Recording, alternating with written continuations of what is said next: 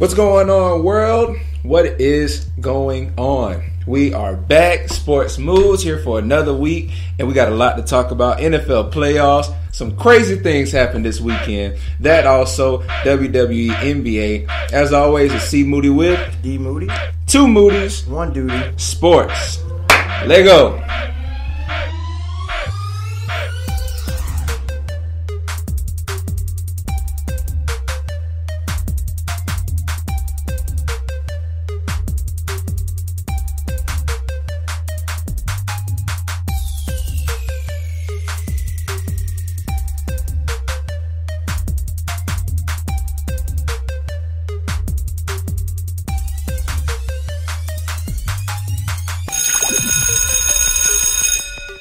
What's going on, guys?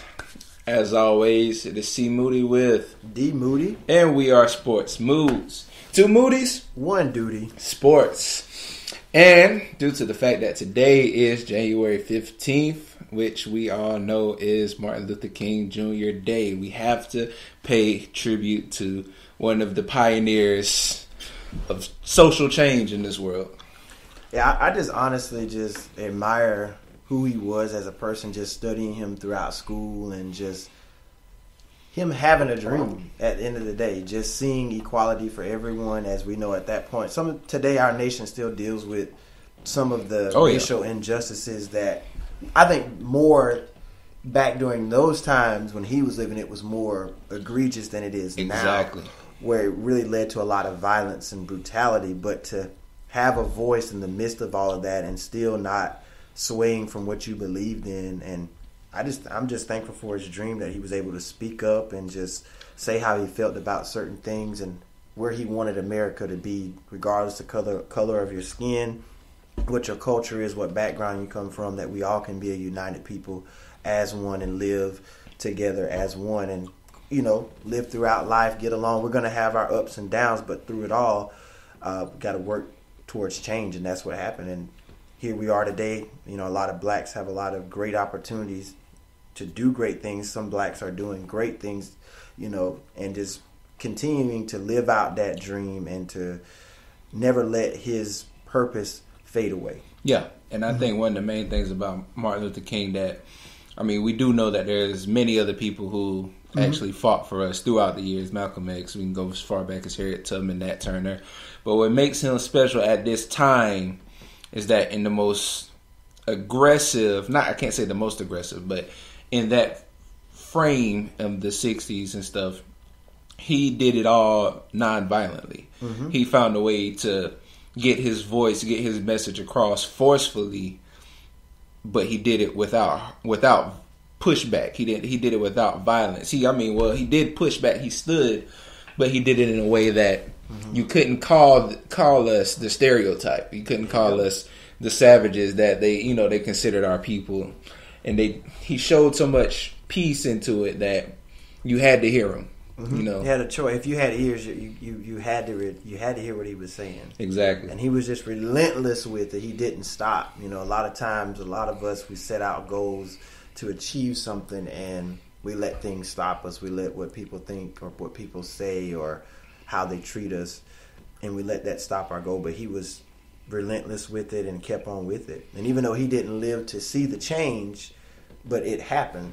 Yeah, definitely. And the bigger thing is that not only did he continue to push, he did it bigger than himself. Like you said, he fought for something that was not selfish. He fought for something with the idea of all of us in mind, future generations, just to uphold equality.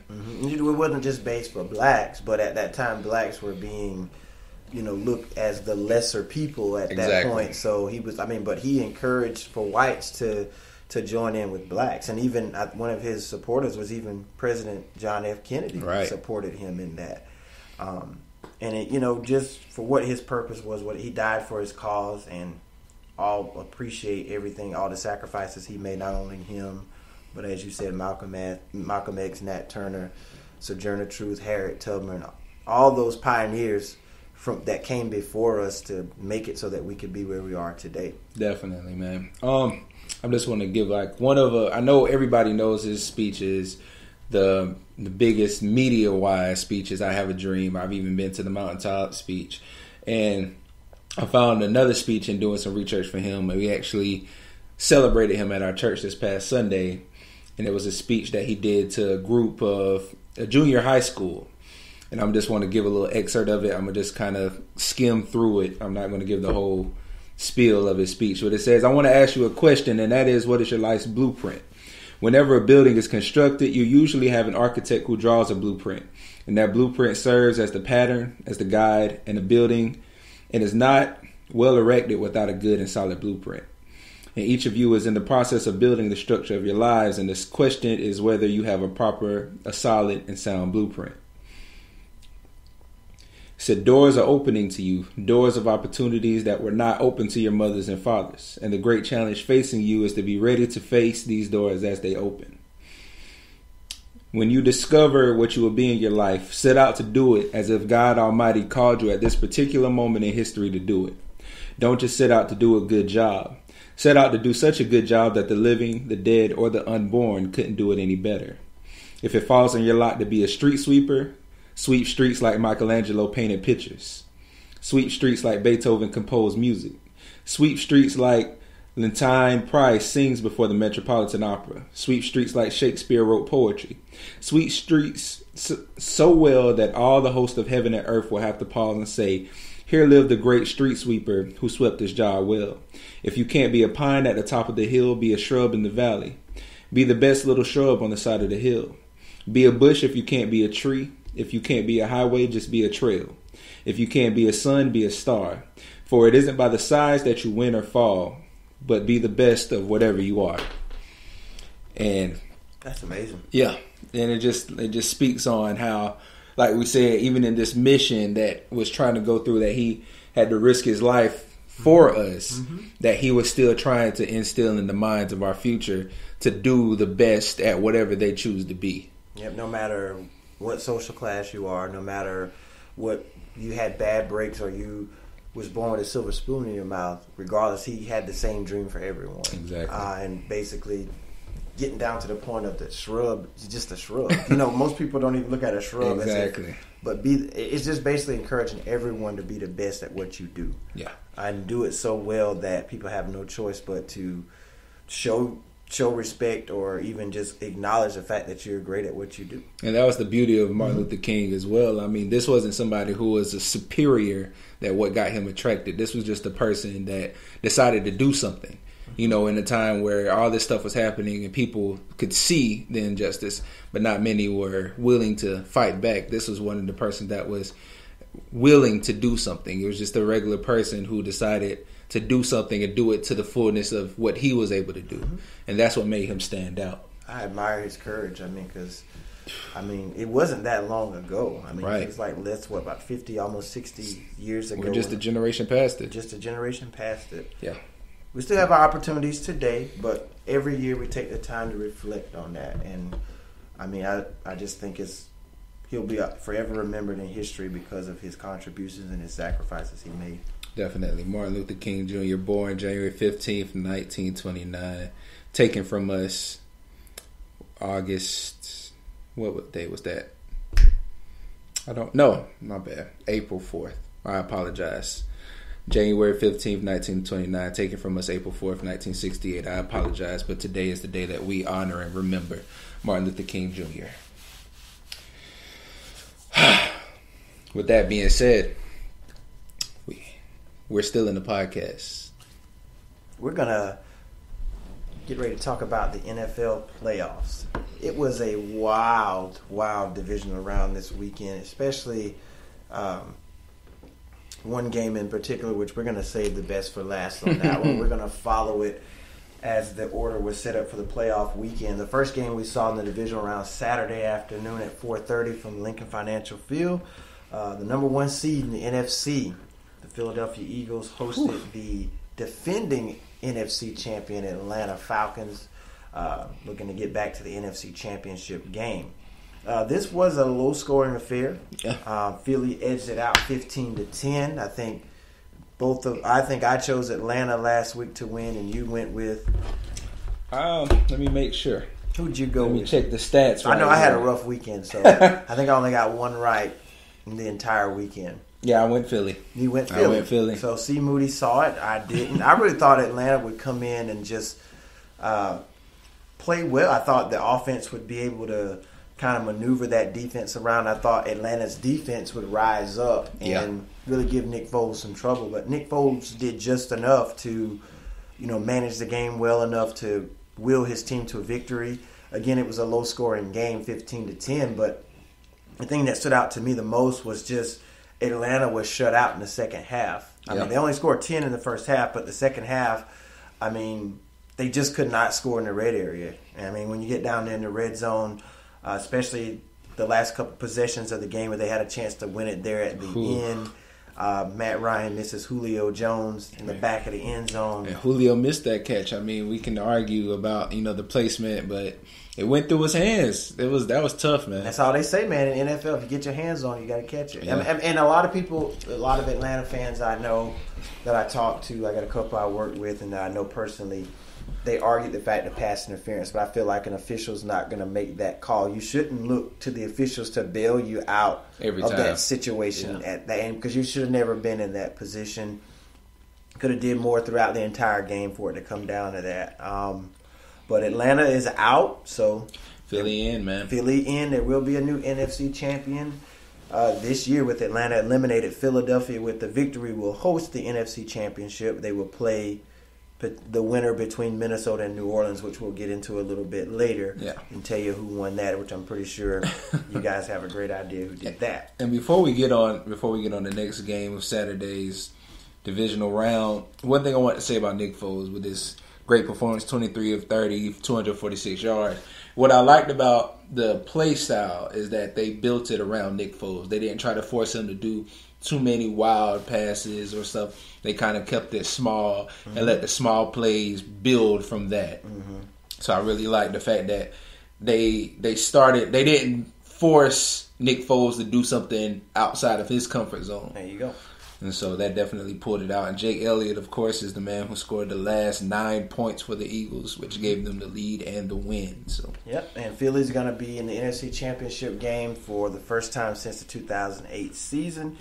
This is the first time since 2004 where they actually pushed through and got to the Super Bowl that they'll be hosting the championship game in their building. So, again, we'll find out who they'll be meeting next week in the NFC Championship game. But the number one seed is still alive. No one really gave them a chance to do it, but they continue to prove the naysayers wrong. Even in the absence of Carson Wentz, the Eagles are in the NFC Championship game. There you go. Next game of Saturday, we had the Patriots and the Titans. And as wild as I love the scrappiness of Tennessee and Marcus Mariota, who still pulled up 2 touchdowns, over 200 yards passing, it's Tom Brady. It is.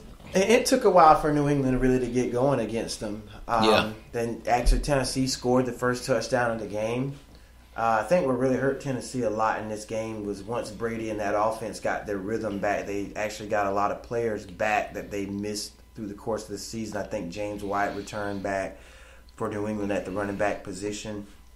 Chris Hogan was back at the wide receiver position. We had Danny Amendola along with Gronk. So they had all their core players finally healthy together at one time, and then along with Deion Lewis and what he's able to do. I think when New England sped the game up, when they went to the no-huddle offense, really gave Tennessee some trouble. They had I think a 14-play drive at one point with 95 yards that went the distance.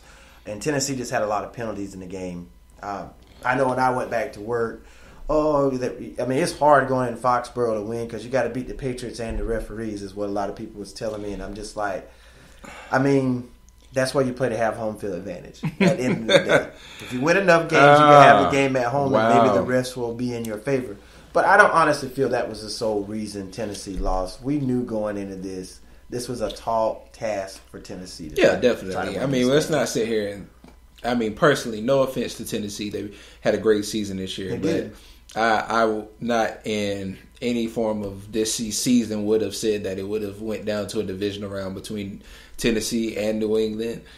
On top of that, saying that they could beat New England this year, which is not a mark against saying that Tennessee is a bad team, but just showing just the experience and just the standard that New England is right now, which I hate to say it, of course, because, I'm definitely against the Patriots. And as much as I can talk about, certain things that we talk about as far as what the Patriots do outside of football, that's not the point. We're not going to go. They had only one controversial thing that somebody said shift the momentum of this game is when they was punting the ball on fourth down. It was a false start, and they turned it over into like a neutral zone infraction.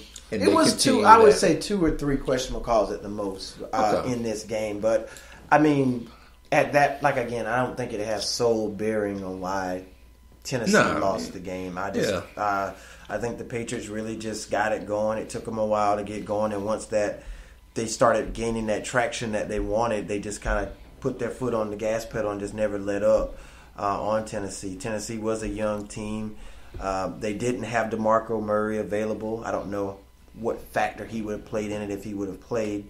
You got Marcus Mariota, where they were trying to force him to stay in the pocket to beat him because they didn't want to allow him to. We know how dangerous he can be once he starts to run and do his thing. So, I mean, the Patriots win it. The final was 35-14 was the final. New England for an unprecedented 7th straight season in the AFC Championship game. I mean, you have to take the time to acknowledge the greatness of what Bill Belichick has done. 7 straight years ago to the AFC Championship game is amazing. I mean, it's so hard to win in the NFL just in general, but to do that 7 times in a row, to be in a position to go to the Super Bowl. This is their 11th overall championship game since Tom Brady has been there. So, I mean, this is just unprecedented in an 18-year career. To be in this game 11 times. You know what? We haven't done this in a while, and I'll be the first one to do it. Tom Brady and the Patriots, it puts me in a good mood. It puts you in a good mood? Puts me in a good mood. I mean, they're a team. This is what I've got on about the Steelers this year, which, despite their ups and downs, they still managed to find ways to win, but I felt like if you're going to be a standard team, that high standard, a class of a team, you win, and you win noticeably. If you're going to be the big dog, don't play around. Just go ahead and put your foot on their necks and go ahead and make sure you get to the next week. And the Patriots do that. I mean, the Patriots have had small instances where they've beaten themselves in certain times, but even in their complications, they still beat people and let it be confident wins. And I think that shows the mark of a true team, because we've seen them in big games, conference championship games or Super Bowls, where their backs have been up against a wall. Just last year, even though you felt last year was scripted, but just in a sense, when you look down the history since Tom Brady and Bill Belichick has been there, they're like I always say, the Patriots are not world beaters. Like, we look back in the Cowboys and the Steelers of old, they whipped people. Like, they literally, when they won their Super Bowls, they blew people out. Like, it was just never a game. Right. But when you look at the Patriots, they're not world beaters. They focus more on the mental aspect of the game, because football, to me, it is a physical sport. It's a chess game, though. But it's a chess game at the end of the day. It's about making whoever can make the great decisions but make the less mistakes. And that's what the Patriots do. They pride themselves on just going out there executing and just going out there imposing their will on other people, but at the same time staying calm and cool under pressure. Whenever things are falling apart, they find a way to will themselves back in to win. Definitely. Good win, Patriots. So New England's in the AFC Championship game, awaiting the winner of Sunday's matchup, the Jacksonville Jaguars versus the Pittsburgh Steelers. I have a coworker, and he's a Miami Dolphins fan, and he's been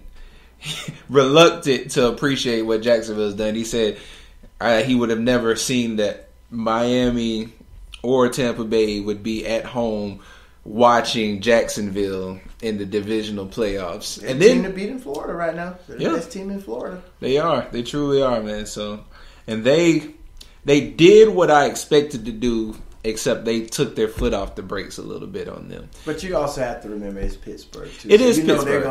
They're gonna fight to the end. Yeah, and I appreciate that part of Pittsburgh, and I'm glad they didn't just sit down once it got bad. Jacksonville did win this game 45-42. Looking at least the first half, it looks like the score should have been worse, but like D. Moody reiterated, Pittsburgh being that high class team, they weren't going to sit there and just take this whooping. They did make a comeback, got pretty close, but in the end, what I liked is once Pittsburgh started rallying, Jacksonville had an answer for everything. Every single time they had a counter answer for everything they did. And a lot of times in that situation, especially teams get rattled, especially young teams like that. Right. And then the thing is, I love Jacksonville's scheme. And a lot of people were shocked that Jacksonville won this game. It didn't come as a shocker to me because I saw how they beat them in the regular season. Right. And that didn't come as a shock to me. And I thought Pittsburgh would come out with more fire, more intensity, more focus. And it just didn't seem that way for a while, for much of that first half. And then the second half, we saw them try to turn the tide around a little bit. But like you said, every time they tried to get close, Jacksonville had an answer for that every single time. Yeah. They took care of the ball down the stretch. I like the running game. Even when Fournette went down, the backup that came in, T.J. Yeldon, he had some good carries in the game. Blake Bortles managed the game really well. Overall, the defense, even though their defense gave up 42 points, at the end of the day, they had key turnovers in the game. That's what kept the game out of reach. They did. Because I think they had a fumble recovery that was ran all the way back 50 yards for a touchdown. Yep. So you can hit some of the stats to kind of give us a better idea of how that game went. Like you said, for Jacksonville being the number one ranked defense, they did give up total yardage 545 yards, which is to be expected considering that as passing wise was 462. Yeah, and my thing is this: I mean, when you're down on the scoreboard like that, the team is going to throw the ball more. Exactly, and they had to, but they did take, like you said, the fumble, 2 turnovers altogether, an interception and a turnover. Which, of course, like we said, gave 1 special teams touchdown. And they even held the ball less on the offensive side, 28 minutes, 50 seconds, right? Versus Pittsburgh, of course, playing from behind, having to have 31 minutes. And still, like we said, had a good performance. But they did shut down the running game for the Steelers, 83. So. And my thing is, some things going on right now. We do know after the game that Big Ben says he will be returning next year. Kind of reminiscent of last year when he said he really didn't know what his future was going to be with Pittsburgh. But this year, ending this season, he says he will be back.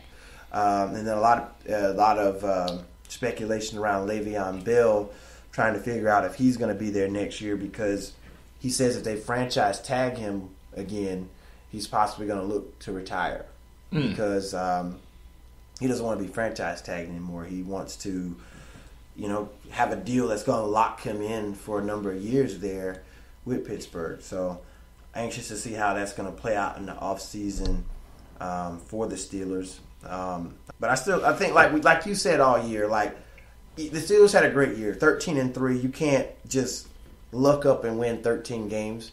You got to have a lot of things go your way, but a lot of those games could have went either way. It was Definitely. A lot of narrow victories that they had. That's why you said they're probably one of the worst 13-3 teams you've seen. Wasn't a lot of it wasn't no convincing victories. Yeah, even with the 2 games they played Cleveland this year, it was close games. It was close games with Cincinnati. I mean, they had a close one with Detroit.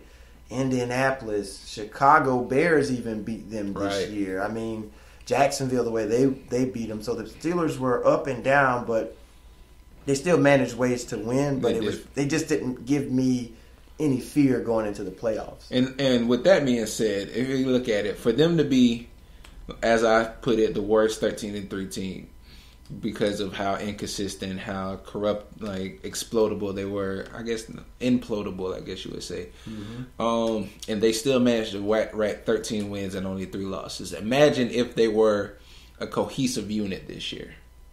Sprilly could have been one of the most dominant teams this year. So I think that's what makes it more disappointing, because I can see what they could be, and it seemed like even with this record, even making to divisional, it was a wasted season, because they couldn't get everything that they should have been together. Because if they could have been the ideal of what they could have been more dominant through this entire league. And for much of the year, they had their core 3 players. Like in years past, it was always Ben out with injury, exactly. Or Le'Veon Bell is out. But for most of this year, about 75-85% of the season, they had all 3 of those guys until Brown went down late in the year in that New England game they had in the regular season. And a lot of people felt that they were overlooking the Jaguars, trying to look ahead to the Patriots. Yeah. And you always got to focus on who's in front of you, because it's a survive and advance. And you got Jacksonville, who's just been building momentum all season long, and they're looking to say, hey, we can come in here and do this again. And they do. So next week we're going to be looking for the AFC Championship game, 3:05 on CBS. New England Patriots versus the Jacksonville Jaguars. I never would have. If you'd have told me that was going to be the AFC Championship game before the season started, because I picked New England Pittsburgh again. I honestly thought those were the 2 top dogs in the AFC, which they were, but obviously one team wasn't as focused as they should have been. And that's the only thing that stopped them. Mm-hmm. The only thing. So then, of course, we have the later game of the NFC divisional playoff: New Orleans Saints versus the Minnesota Vikings. And man, when you say miracle plays, or you say the last second, this is probably the most clutch play, buzzer beater worthy play for, I would say, definitely the entire postseason. Yeah. Possibly the entire season, regular season altogether. But yeah, Minnesota, looking down the eyes of defeat with a few seconds left on the clock, throws a 61-yard pass to Stephon Diggs to get the lead and the win, 29-24. I mean, man, I got to give Drew Brees and the Saints a lot of credit for what they did this season. I'm going to give them some hand claps. And I'm also going to give Minnesota some hand claps for the season that they had. Yeah. These 2 teams were pretty much 2 of your dominant teams throughout the NFC. I mean, the Eagles had their run through the NFC, but right behind them were the Saints and the Vikings. Right. But for the Saints, to start 0-2 and to rally the way that they did, the way Ingram and Kamara came on strong this year, and Drew Brees, leading the charge. I mean, he rallied them back into this game. Yeah, he really did. They were down, and it just looks like the Saints came out stagnant. They had turnovers in the first half that really set them back a little bit. But then once they settled in, they were able to play the type of football that we're normally used to seeing, and was able to come back and take the lead there late. And then for Minnesota, who would have thought they would have been where they are this year? I mean, with the whole thing with Sam Bradford starting the season, and then Case Keenum coming out of nowhere and just taking control of that job, and just leading Minnesota to some impressive victories all season. And then for him to rally his team back once they were down to do that. Now, on the final play of the game, like, what is it when it comes down to these pressure situations, even in the college football championship game with Alabama and Georgia? We'll get into that. And even to this game here with Minnesota and New Orleans. Like, those plays were given up because of lack of execution. To say the least. That's probably the best phrase for it, is a lack of execution. I mean, lack of execution, either a blown assignment, somebody made a decision that they weren't supposed to make. And with the Saints game, more than the college football playoff game, which we'll talk about, the guy, he looks like, now, in some defense, some people were saying that, well, now that the league has it set up that you only can hit people a certain way or tackle, maybe he was trying to hit him as safely as he could. But in that situation, you got to go down. You got to hit him. You got to hit him, man. You got to light into him.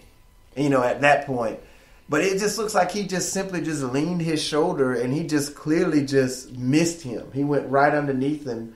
And it was very smart of Stephon Diggs not to even run out of bounds because that's what I thought they were doing. Exactly. Catch it, get out of bounds, play for the field goal. But then once he realized there was no Saints around him, he took off. He took off and marched on into the end zone and put the Vikings in the NFC Championship. And which I'm sure you've probably heard it by now, but I wanted to give the sound bite of what this last play of the game sounded like. More 12 yards from Adam. Case on a deep drop. Steps up in the pocket. He'll fire to the right side. Caught by Diggs. Stay oh my God! Oh my God! 30! 10! Touchdown! Are you kidding me? It's a Minneapolis miracle! Stephon Diggs and the Minnesota Vikings have lost on the New Orleans Saints. The Minnesota Miracle. Amazing. That was probably...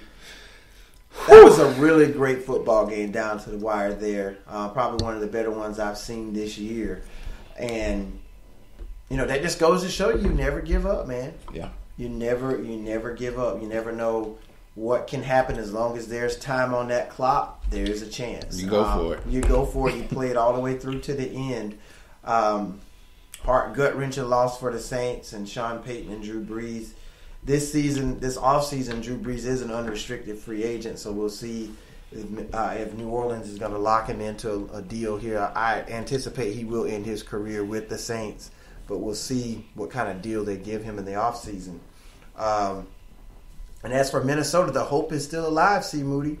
The chance to host a Super Bowl in your home city. Never been done before. Never in history has that happened. And that's why I was like, man, that's too much pressure to do that. Right. But imagine if that does happen.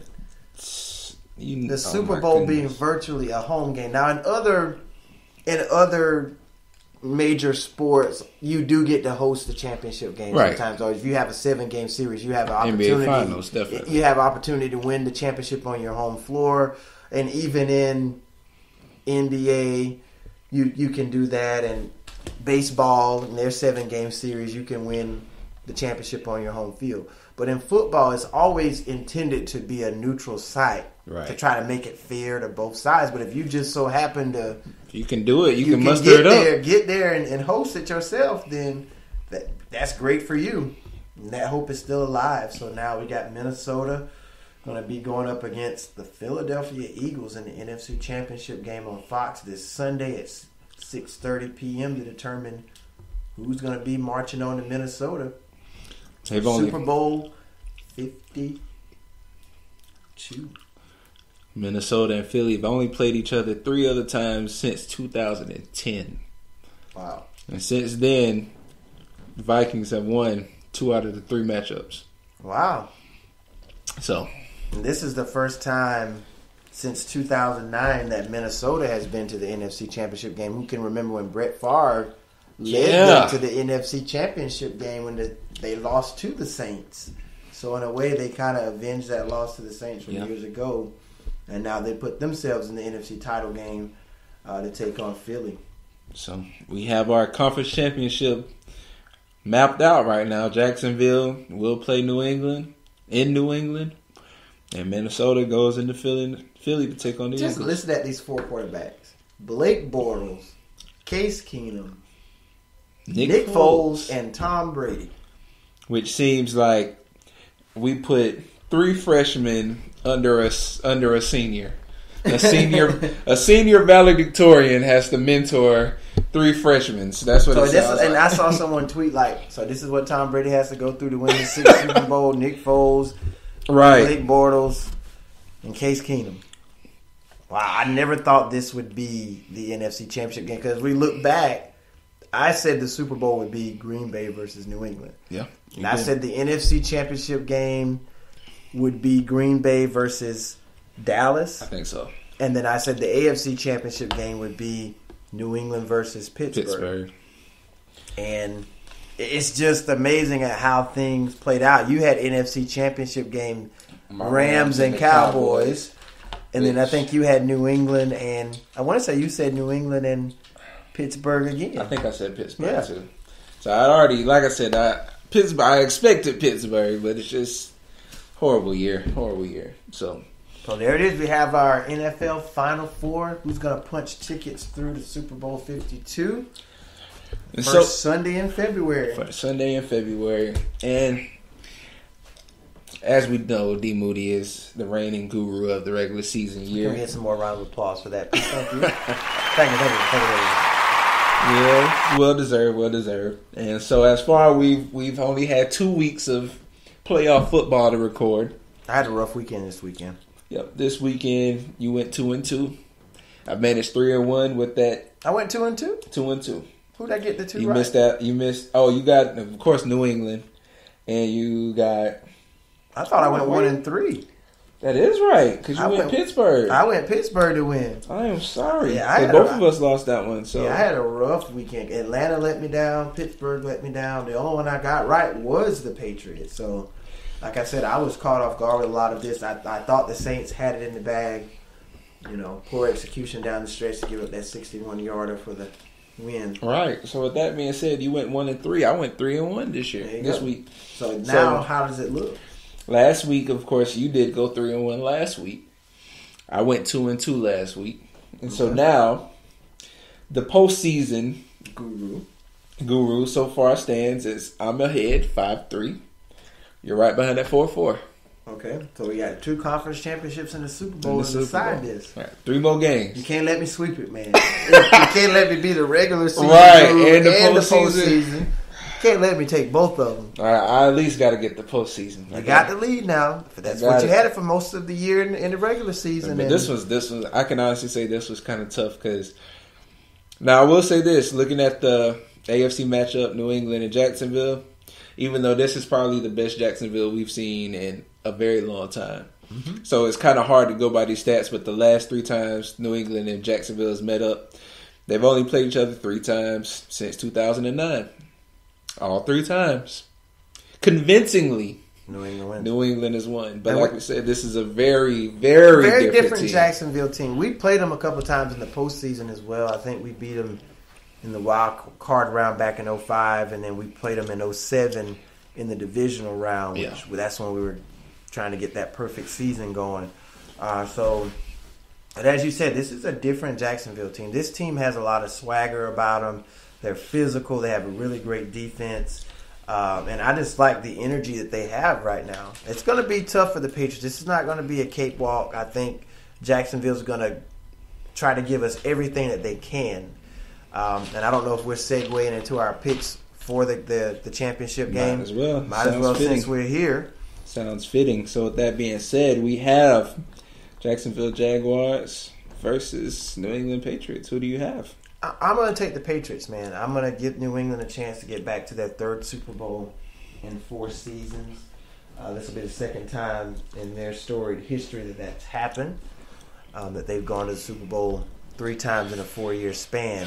I think it's going to be a convincing win. I think it's going to be a close one first half maybe, because I think they're going to have to feel each other out. But I think eventually once New England can figure out the scheme and of Jacksonville, I think they'll pull away with it. I think New England wins it 31-17. I think they'll win by 2 scores. The key for Jacksonville, if they do want to win this game, is to keep Tom Brady on the sideline. So I think it's going to be a thing with them running the football. I know Fournette went out of the game with an ankle injury, so we'll see what he looks like going into this week. But running the football, controlling time of possession for your offense and scoring at every opportunity that you get to score. I don't think they can win a shootout with the Patriots here. The Patriots are healthy offensively, but I think pressuring Tom Brady maybe forcing him to, make a couple of turnovers here and there. But I just think at the end of the day, the Patriots are locked and loaded and ready to get back. I agree with you on that, man. Definitely for Jacksonville to withstand anything is to be able to try to utilize the run game first. Mm-hmm. I feel like that helped them a lot in this recent game with the Steelers. Mm-hmm. Even though, like you said, because of Leonard Fournette going down, it couldn't uphold itself in the second half, which could have possibly made the score, a little bit more convincing in their favor. Mm-hmm. because they have the number one defense, I feel like they will be able to slow down Tom Brady. I don't feel like it's going to be a hard. convincing win. I feel like I agree with you. I do feel like New England's going to win this game. I don't feel as though it's going to be convincing this year. I feel like it's going to really go down to the wire. Okay. And either it's going to come to a late touchdown, a stop, or a field goal. Okay. And I'm going to go with, it's going to go, I think I'm going to say. I went 31-17. You went 31-17. I'm going to say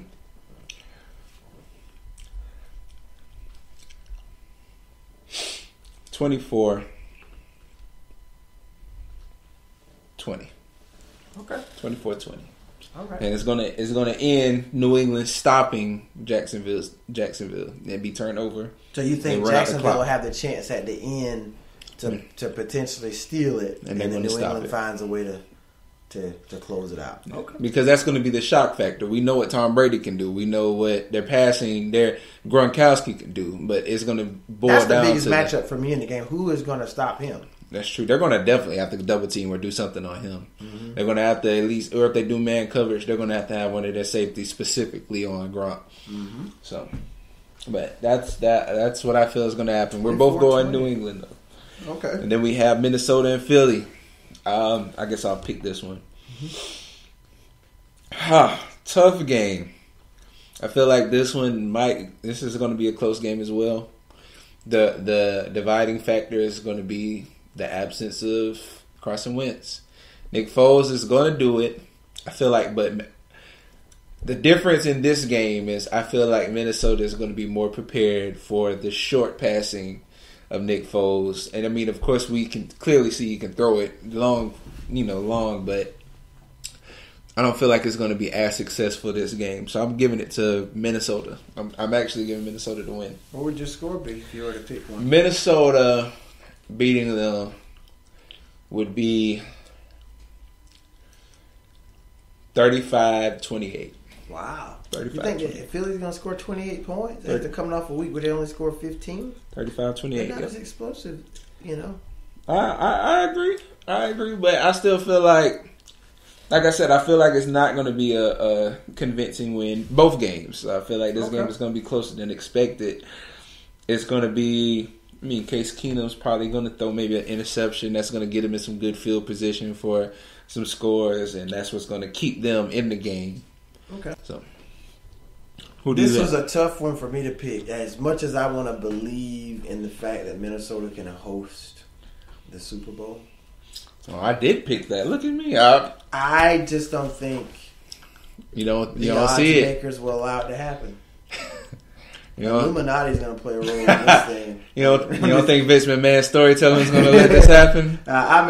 Minnesota. I love what they've done all year, man. I think they have proved a lot of people and shown a lot and gained a lot of people's respect. Yeah, definitely. I didn't see it happen, and we didn't really know what Case Keenum could do. We saw him in at the time St. Louis. We saw him in Houston. And he's done some okay things, but I've never thought he could really take hold of a team and lead a team the way that he has this year. So big ups to him with that. Now, I do love their receiving core with Stephon Diggs and Adam Thielen. I like definitely. What they number 5 lead leader in receiving. Mm-hmm. But I don't want to discredit Philadelphia's defense. I went against them last week, and I just felt like they are motivated because they feel like no one's giving them a chance. It's like you guys have forgot who we were before Carson Wentz went down. Yeah, we were the best team in the league, okay. And we're still that team, just minus him. He was a lot of his contributions led to them being what they were. Right, but there's still willpower, and they're still fighting the Eagles, okay. And that's why I feel like they'll win this game at home. They'll get to the Super Bowl. Now, I think this is going to be a close game. Okay. I predict the final score of the game is going to be 23-21.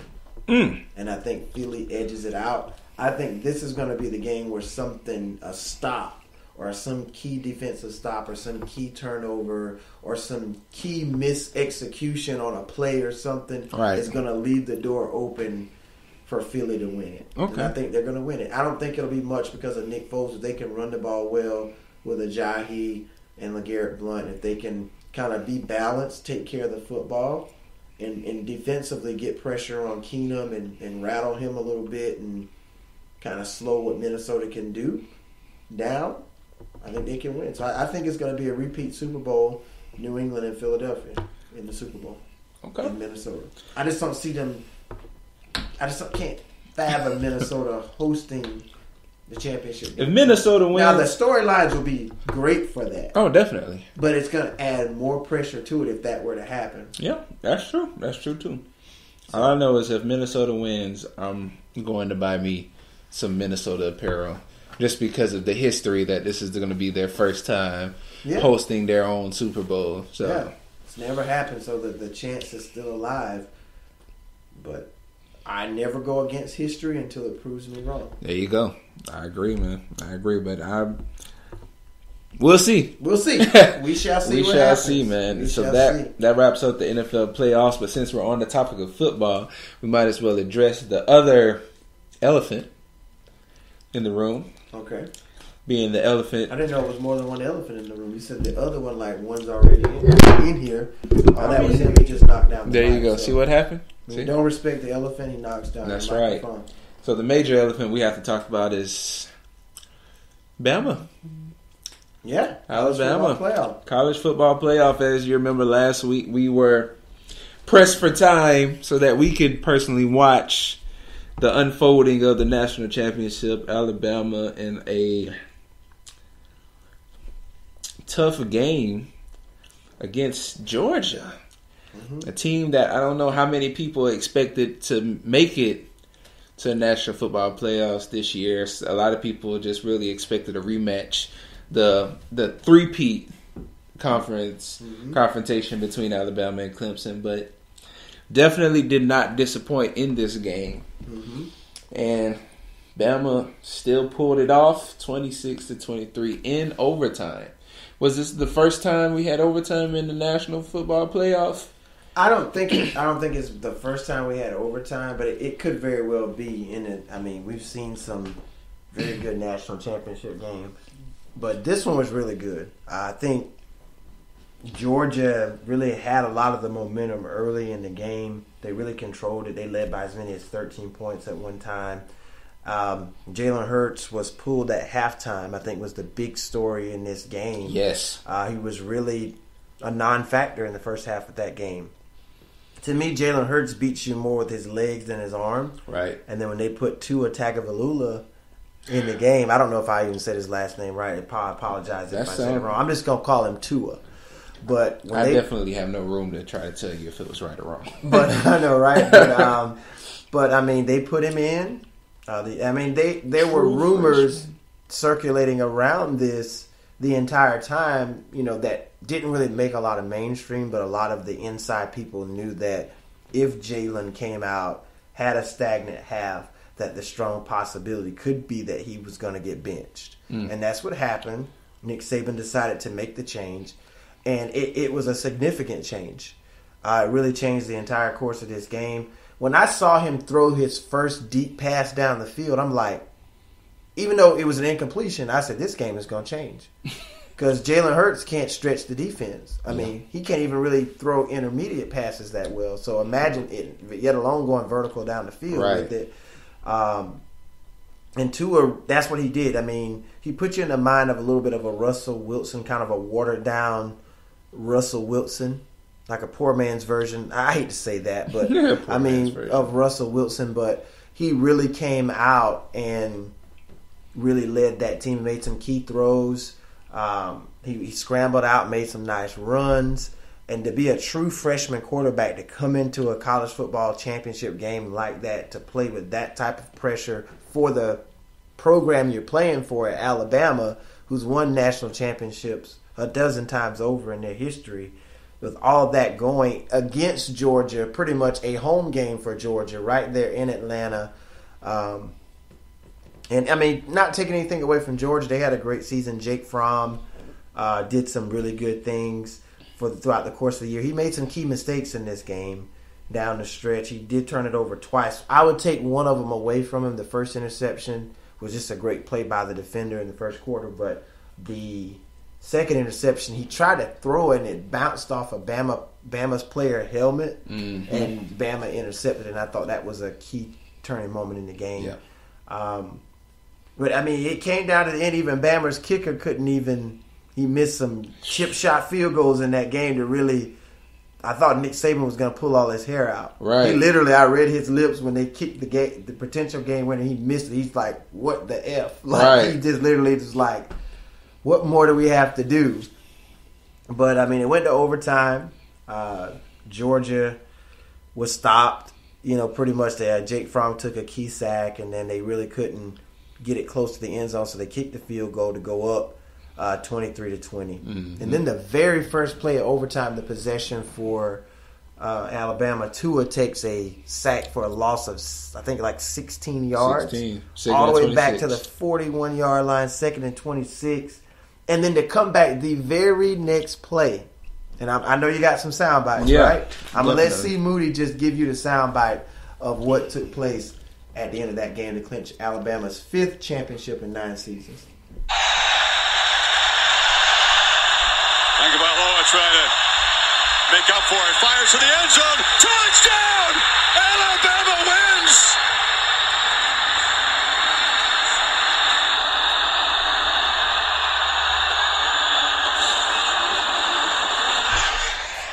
I mean, you can't write this stuff, man. Can't write it, man. I mean, the unsung hero. Who would have thought going into this game that Tua would have been the hero of this game? True freshman. And that go ahead. I was gonna say that really just shows the class and the genius of Nick Saban to do something that I feel many people would not do. To just throw in a true freshman, someone who hasn't started a game, you know, hasn't really played true snaps in times in this matter at all, and put him in the grandest stage for college football and just believe in him. Yeah. You know, I mean, of course you get to see him play during practice, but it's a whole other situation when you're in the game, let alone a championship game. There you go. And let him go. And, I mean, Tua got 166 yards off 3 touchdowns. Yeah, and he did throw an interception in the game, right. But he was able to, you know, recompose himself after making that mistake. That was he had a genuine rookie mistake when he threw that interception. Mm-hmm. And then to take a sack like that in overtime, the previous play, to take a sack to put you out of range like that, because in the college overtime they start you at the 25-yard line. Right. So pretty much you're out of field goal range at that point. Your kicker's already not trustworthy at this point to try to kick a 40-something yard field goal to tie it at least. So exactly. Tua's is like, man, I gotta go ahead and win this thing. Go ahead and, you know, so this wouldn't be a debacle for Alabama. But I mean, it was probably one of the better college football championship games you wanted to see. Definitely. I think Georgia got really conservative down the stretch of the game. I think they kind of went away from what built that lead for them and allowed Bama to come back into it. We saw a lot of stuff happen in this game for Bama. We saw a player collapse on the sideline. Yeah. We saw one of their players try to get in an altercation with a coach. Almost looked like he almost got ejected. Yeah. We seen. I mean, you got all these issues going on with the kickers. I mean, a lot was going against Bama in that game. They had to overcome a lot. Yeah. To win that game, the sack that kid took, and then to come right back. But just to shed some light on, like we was talking about with the Viking-Saints ending, this ending, pretty much what Tua did was look off the cover 2. He really did. And you could see it as they broke the play down. The safety just kind of drifted back toward the other way. Just and enough it left space. a one-on-one with a deep vertical ball down the field. Because there's only so many plays you can run in that situation. And me and a lot of my friends at work were just talking about it. It was just like, you knew what was coming, but you just did not follow the play the way it was supposed to be played. Because, I mean, you wouldn't expect that freshman to do something so veteran as to look off their safety. Mm-hmm. And he did it, like you say, he wasn't like he glanced back. He did it and sold it so far that when it was time, all he had to do was turn his head and throw it the other way. Because he knew it was there. He knew it was there. And then my thing was, a lot of times as a defender, the quarterback's eyes is going to tell you where he's going with the ball in most cases. But to look him off to the point of getting him to commit to break away from his assignment, right, and then for the receiver to get the type of jump that he got because he was so open to the fact he had to actually slow down to catch the ball, and there was still the Georgia defender was still probably 8 yards behind him. Exactly. And it was just that type of play to have the arm strength to put the ball the way down that field the way that he did, to look the defender off and just ended at the game. At the end, like I said, a lot of these end of the game situations, just miss execution, just not playing the play the way it should be played, and it ends up being a heartbreak at the end. Yeah. So Bama's the champions again, 5th time in 9 seasons. Congratulations to that. Also with the victory, Nick Saban now has 6 national championships, 5 with Alabama, 1 with LSU, tying the Bear Bryant, for 6 championships, the most in college football history. Congratulations to that. And Nick Saban in Alabama. Definitely, man. Good game, good win, Bama. What was the phrase you always say? Big bad Bama. Big bad Bama. Big bad Bama, sure why. And this was probably one of the few championship games I've seen them play where they were kind of, besides the games they had with Clemson, they went back and forth, they went down to the end. But they were actually down for most of this game. They never really had a lead until they scored that touchdown to win it there. So they were playing from behind the entire game. And they didn't look as strong as recent years past in the championship game. Yeah. This is the most vulnerable they've looked. They have. In winning a championship. But at the end of the day, I'm sure Saban will take it. Oh, yeah. Get a world champs of college football once again. Definitely, man. So that's the break from football. When we come back, I'm going to get into some good old wrestling. We got a couple weeks left before the Royal Rumble. And we can't forget, it'll be 25 years, and they will have their own special for it. I think next week. Monday Night Raw. That's right. We are Sports Moves, 2 Moody's. 1 Duty. Sports. We'll be right back.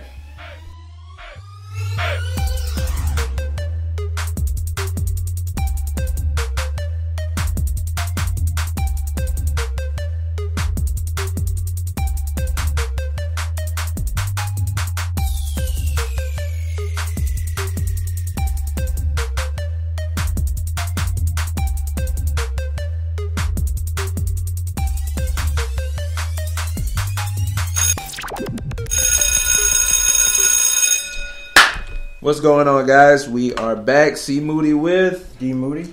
We are Sports Moods.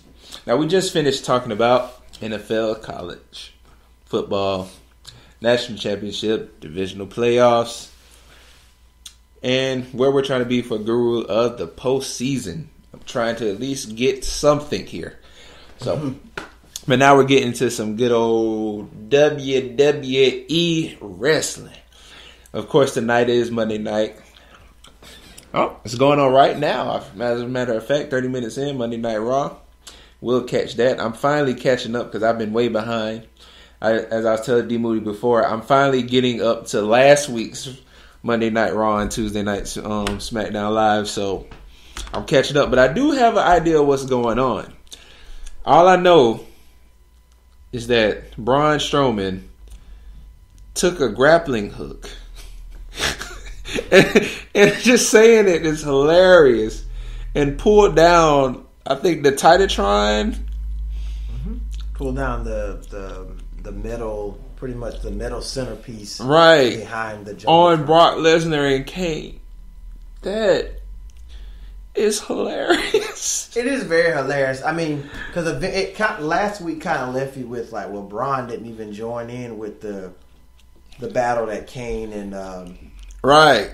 So it's like, what is they're going to leave for him to do? And he's done something epic. I mean, we've seen him knock over ambulances and just manhandle or monster handle people, as they like to say. And I mean, last week took the cake for me. I'm just sitting here looking like, literally, he's literally trying to destroy Kane and Brock Lesnar here. And Brock Lesnar had to be stretchered out. Kane was able to get up on his own and kind of walk away from the rubble of everything, but that was a strong showing on the behalf of the Monster Among Men with that. So I think that is hilarious. Yeah. And also, as far as champions are concerned, we have the Champions Club, as Jason Jordan calls it, which is Shield Shield 1.5, because we are missing Dean Ambrose due to injury, but we do have the tag team champions being Seth Rollins and Jason Jordan, with the Intercontinental Champion Roman Reigns. And I like it because what I'm seeing is what I've been hoping for, is this 3-man factions that's going on. We saw the Miz Taraj come back with their leader, the Miz. Mm-hmm.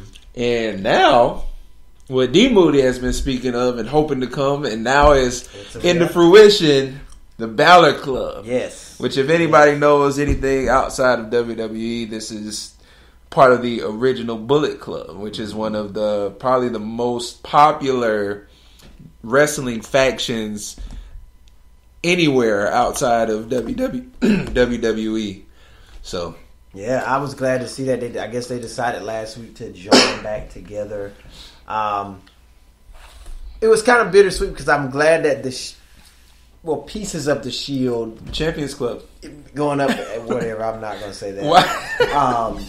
To go together and battle. I wish Dean could have been here to be a part of that. To see the club, and it was almost there. It's about 75% of the way there. It's just that Jason Jordan is in the way of it, and then Dean got hurt. Is he in the way, or is he in the way, or is he filling in? He's filling in, but I don't. I was thinking when I watched this last week. This is the first thought that came to my mind. They're making Jason Jordan seem as if he's never been a champion in the WWE before. That's and true. He was on SmackDown. He was a tag team champion. He didn't act this way. But I understand it's changing now because you're amongst the elite in the WWE with Seth Rollins, Roman Reigns. Your dad is Kurt Angle, so you got the pressure of that, right? And then now you just got the big head. Now you're just walking around and you're pretty much saying that you're better than Dean Ambrose and you're fitting in with the Shield. You're renaming the group to the Champions Club. It's just like his mouth is cashing checks that his can't cash. And he's putting Seth Rollins in some bad situations as well as Roman Reigns, because as we saw at the end of that match last week, he cost him the match. Just being in the wrong place at the wrong time, just trying to do too much. And sometimes that hurts your team in the end. But I'll let you go ahead and give me your thoughts on it. I am loving what Jason Jordan is right now. What they're making him. He's annoying to me. But see, that's beautiful. He's finally what I really like about it is that he's finally has a believable character. He does, because of course it's aggravating. He's the whiny brat who's trying to get what he wants. It puts you in a bad mood. Yeah, it puts me in a bad mood. My first bad mood of 2018. Wow. He's just overdoing it, man. He's just overdoing it. But he has to. He has to do it. He has to sell it. He has to oversell it. Because, he was pretty much obscurity until this point.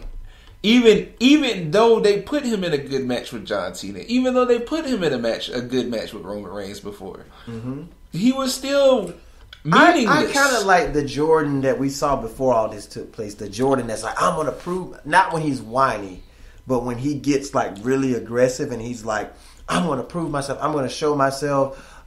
And how he went up against Roman Reigns and Samoa Joe a few weeks ago. I like that Jordan. It was how he just took Roman Reigns. I would have never pictured him just suplexing Roman Reigns just out of nowhere the way that he did, or kind of bucking up against Samoa Joe, trying to prove that I'm just as good as you are. You don't like, but now the thing of now he's just running his mouth because he's got Seth and Roman behind him. They're gonna have to protect him in a way because, he's my partner. He's my tag champion, so I got to look out for you. Right. If I don't look out for you, then that puts me in a bad situation. But he's not backing down though either. He's not. He's too confident. Stood up to he slapped Gallows in the face. I was like, yo, you the man right now. You just gonna slap this man dead in the face right now. because I got the belt and you don't. You gonna talk trash? You know what? He did slap it. I was like, oh, okay.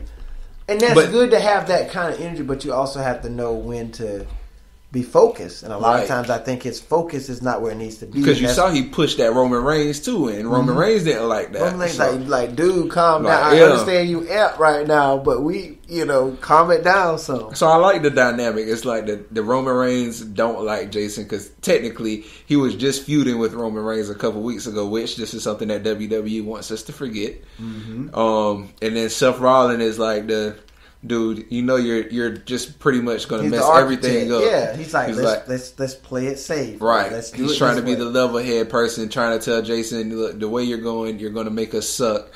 And then Jason Jordan is just like, I'm great now. I'm the champ now. So I like their dynamic right now. They're just making him seem like he's never been a champion before. It's okay. I get it, though. I can honestly say I forgot that he was a tag champion in SmackDown because of what he's doing now. Like, this truly feels like a whole different This is not American Alpha's Jason Jordan at all. It's not. It's very different.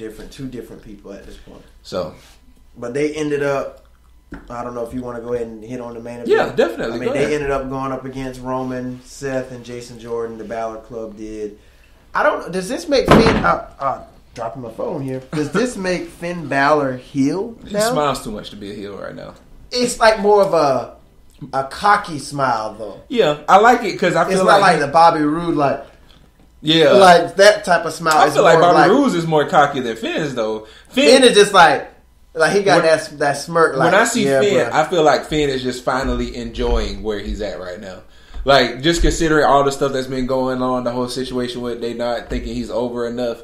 Like, I feel like Finn is like truly just can't help but smile at. He's happy that not only is he starting to get popular, he's back in main events, and he's with his team. He's with his boys that he's been with for years. So that's why I feel when I see Finn smile, I don't see this is the like devilish heels Finn. I don't see a heelish Finn, but I see an arrogance in it when he smiles. Just a little bit of arrogance, like I got my boys behind me, like, yeah, Jason, you run off at the mouth, you saying this, you saying that, but at the end, we know what we are. You need to find out who you are, pretty much.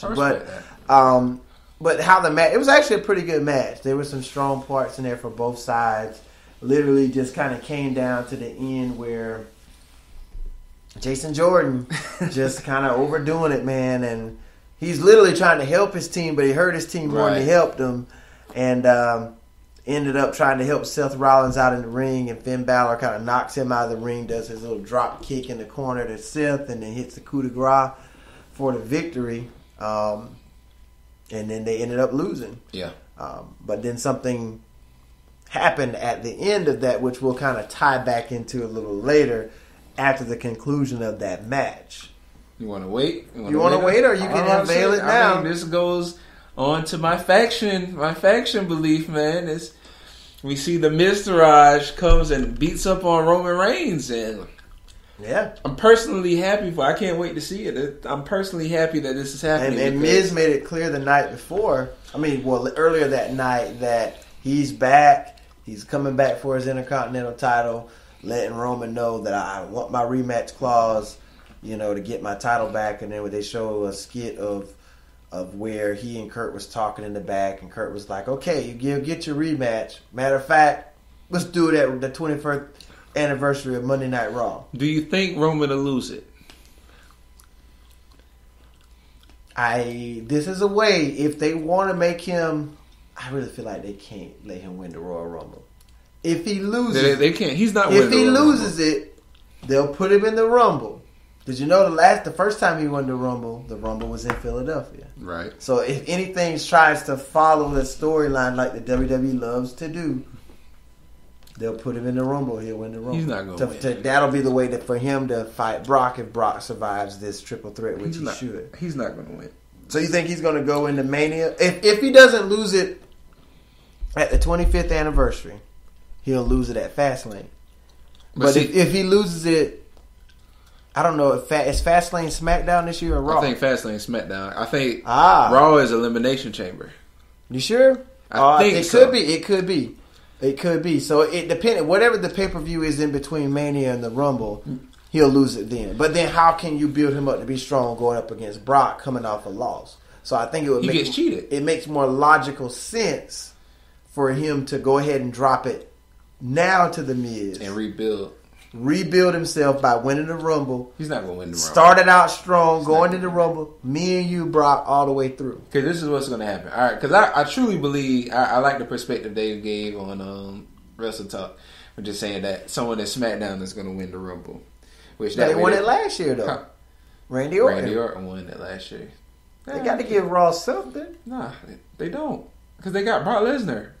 That's it. That's all they want. All they want is Brock Lesnar. So. But how do we lead to that rivalry? Because how do we build up to it? All right, so we let a SmackDown person win the Royal Rumble. Which would be Shinsuke, or I hope it's Shinsuke. I got my money on him this year. And the next Raw pay-per-view, it has to be a number one contendership match for the Universal Champion, because after Royal Rumble's triple threat, I mean that leaves it, that leaves the kind of the slate blank in a sense. Fatal 4-way for the. And if it's elimination chamber, it's going to be a 6-man thing. Yeah. So that leaves Roman Reigns that opportunity to jump in that. He wins that. Boom, we got Brock versus Roman again. Could be. That's the perspective I see. I feel like that makes a lot more logical sense than someone from Raw winning. I mean, it could still work the same way if Elimination Chamber is a SmackDown thing and they do a number. But I really think Fastlane is a SmackDown this year. You think Fastlane is SmackDown? I want to say Fastlane is SmackDown. So then the Elimination Chamber would have to be Raw. Cause I think it's going to be Elimination Chamber is going to be early this year. It could be, because usually it's both in February, where you have the Elimination Chamber and you have Fastlane. So I'm just looking at the schedule, the list of how the pay-per-views are going to fall this year. So after the Rumble, you do have the Elimination Chamber. That is a Raw exclusive pay-per-view, February 25th. Okay. So that could play that way. And then you have Fastlane March 11th, and that's a SmackDown exclusive pay-per-view. Right. And then you have WrestleMania. So it could go that way. Yeah. Whoever wins the Elimination Chamber. But I think the title should be defended in the Chamber. That's what SmackDown did last year. They could still do that technically. Like, let's say this: they do the Elimination Chamber for the championship. Roman beats Brock. You get a rematch clause. Then they fight at the WrestleMania, or even more. But then that wouldn't put a space for Roman. I was about to say, or Braun can win at Royal Rumble. Brock Lesnar wins it back in the Chamber, but then that'll throw Roman out because Roman technically has no other purpose. You can't mix Braun in it right now. So I think you make Brock retain. Honestly, you make Brock retain at the Rumble. Right. You go into the Elimination Chamber. You throw your people in there. You throw your Bray Wyatt in there. You throw your Finn Balor in there. You throw your Roman. They're not gonna put Finn Balor in the Elimination Chamber. I think they will. I don't think so. I think they will. They're too hyped on the Balor Club right now. They will. Balor Club could be there to interfere. I don't try see to help it. him. I mean, who else would you throw? You could throw Joe in. You could throw Braun. Braun, Roman, Brock. Throw Cena in there. Cena possibly. Cena's a flip flopper. He don't know what show he want to be loyal possibly. To. And then your 6-man. Yeah, I'll throw Finn in there. Who else would you put in there? I want Finn. I don't feel like Vince is going to put Finn. Put him in there. So because he's got a lot of unfinished business with a couple people that would be in that match. Right. He's got unfinished business with Bray Wyatt. He's got unfinished business with Samoa Joe. Never lost his Universal Championship. Yeah. So I mean, it would make more logical sense. He's not going to win it, but of course. We'll see. But I mean, that's the way it could go. But I mean, I'm not sure. But we'll see how it all plays out. Right. But we do know that The Miz and Reigns will face each other for the 25th anniversary of Raw. Not this Monday, but next Monday. And I want to talk about a little bit on people that we expect to see at the 25th Raw. At least some names that they said should be coming back. But I want to jump into SmackDown just real quick to talk about it. They're doing the Universal Championship tournament. I mean, not the Universal, United States Championship tournament. And now I think Xavier Woods, he has to face Jinder Mahal. He has to face Jinder Mahal. Bobby Roode will have to face. He fights Mojo Rawley. So, and the winners of those will advance on to the Rumble to fight for the US title. And I hope it's what I want to see Xavier Woods and Rude. I would like to see. I don't want to see. I don't. Right now, I'm done with Mahal right now. Like even though he's not the champion anymore, so I can watch you like him in now. Capacity. I'm tired of him now. I don't like him, but I can watch him in this capacity because he's where he needs to be at mid-card. I agree, but I feel like I've had my fill of like gender. Like I want to try something else now. I've had enough. Trying something else. What do you mean? No, I mean, what else can he do if he's not in the main title picture? He's going to be a tag. Let him go on break. He needs to go on a vacation. I've had my fill. Thank you for the Indian experience. Let's just do something else right now. He loses to Xavier. They go on a break. He comes back at Fastlane, very more determined than ever to win a championship. Let's do that. Let's do that. He's where he needs to be right now. I would even as far away from the WWE Championship. So put him on the bottom of the next tier. I would rather see him come at Wrestle. I would even vote to put him towards WrestleMania. Let him fight whoever Universal title. In with the U.S. title. I mean, we've seen it before. Yeah, the heel champion as a U.S. champ from another country. So he wins it at WrestleMania. Let him win it at WrestleMania. I don't want him let him, like I said, lose in this tournament, break. He comes back at Fastlane, wins number one contender spot. I think Bobby Roode deserves more of a championship than right. But I just don't think Bobby Roode and Xavier Woods would draw the interest of Mahal versus. But Roode. That's another thing too. That interest higher that Jinder and Roode would be more WrestleMania than Rumble. That's we got to build a storyline to build up. That's why he comes back at Fastlane. Well, no, let him feud over it a couple times. So if Roode listen. Okay. If Roode beats him here at the Royal Rumble, wins it, they fight again at Fastlane. Then maybe have Mahal, the title change hands. Then maybe have them fight again at Mania for the rubber match, and then put some kind of special stipulation or something on the match, and that'll be the end all be all for that rivalry, and have them move on like that. Whoever wins the title at Royal Rumble, I want them to at least hold their championship to WrestleMania. I don't want to do this whole back and forth. Sasha Banks, Charlotte Flair giving the title back and forth. And Kevin Owens with the U.S. belt. And I don't remember it. I remember it. They went back and forth. AJ would win, he win. AJ win, he Which win. They said it's a good feud, yes, but now it's forgettable. The memorable parts is when someone... No, I can't. Let me not say that. When a fighting champion holds his championship for a while. Because I'm not going to sit here and act like I respect Brock Lesnar right now. So Brock's a fighting champion. He's been Brock Lesnar more than we've seen him in recent. Like he's been in Raw the last 3 weeks. I was about to say somebody made an Instagram post and it was like when you realize that Brock has been to every Raw in 2018. Yeah, he's been there.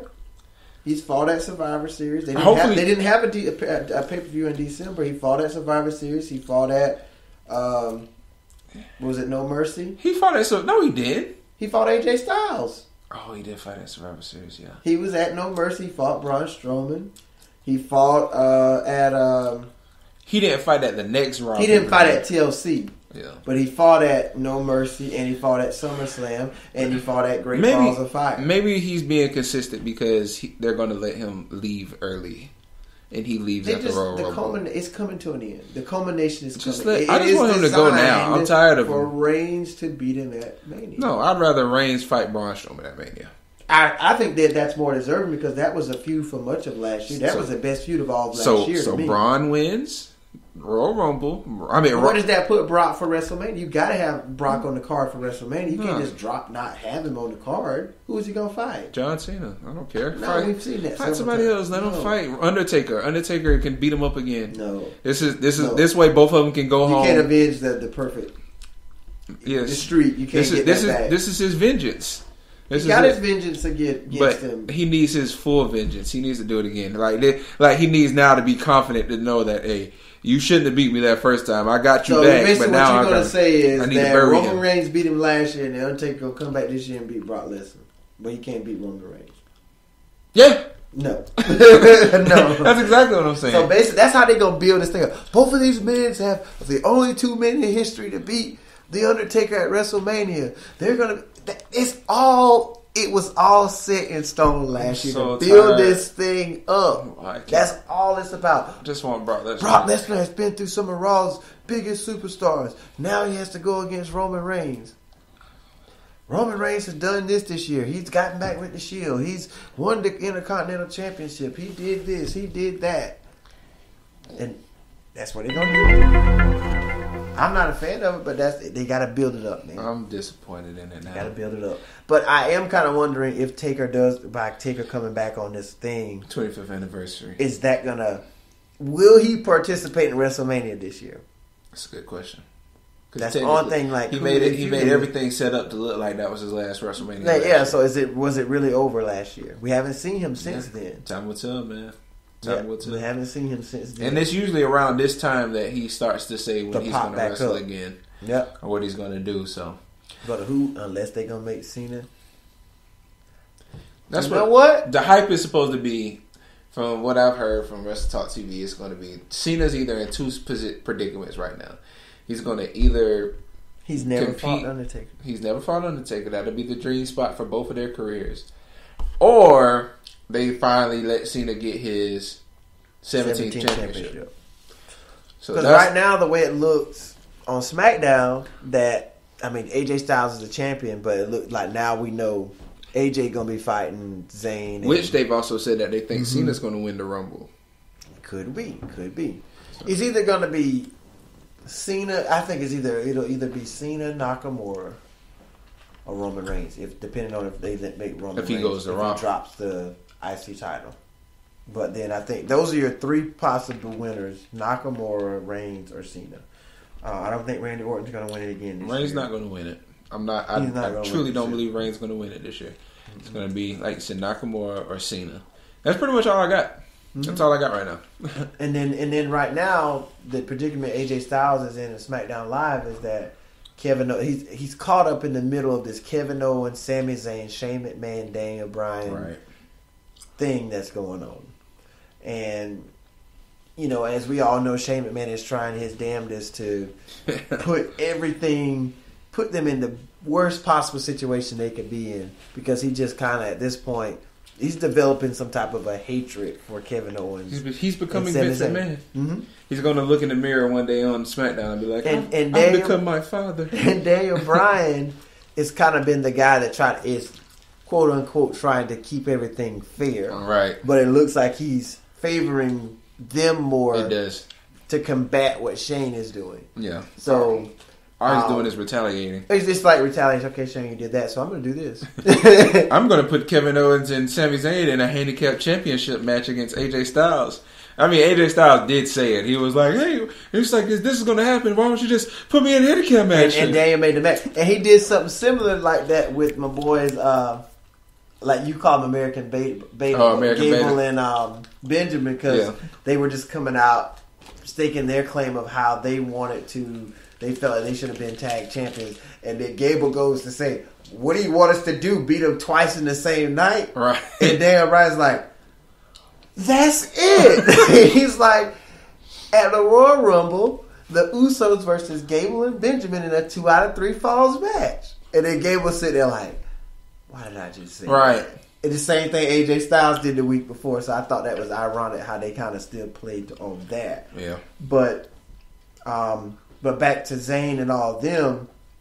So last week, Shane McMahon makes his own handicap match of sorts that puts Kevin Owens and Sami Zayn in a predicament.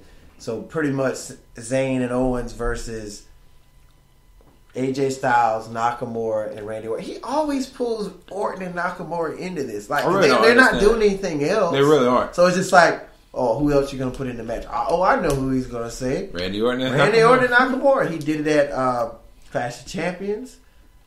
He's always put them as a team. But I did kind of like the way last week they kind of showed a clip backstage where it's AJ Styles and Randy Orton talking at first. And AJ Styles was like, so what's the game plan for tonight? And he was just like, Randy Orton was just saying what he was going to do, blah, blah, blah.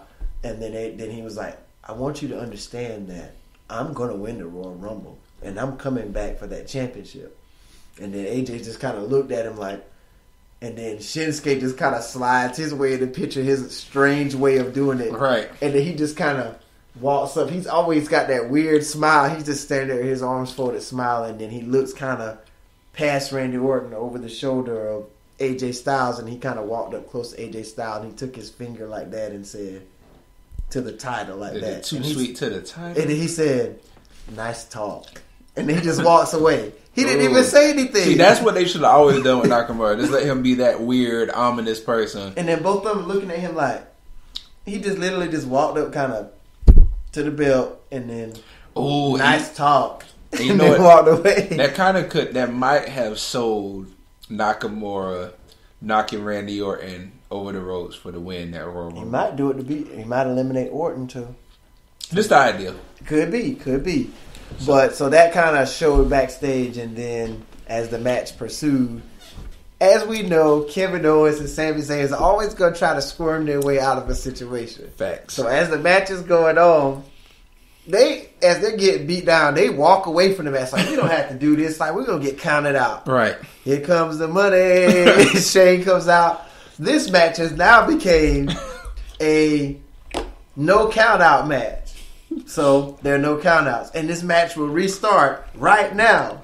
So, since it was a no count out, false count, type thing, they run up the ramp and grab them or whatever and throw them back in the ring. They're fighting again in the ring, and then once it's over, they get down. They see that AJ and the rest of them boys getting the best of them.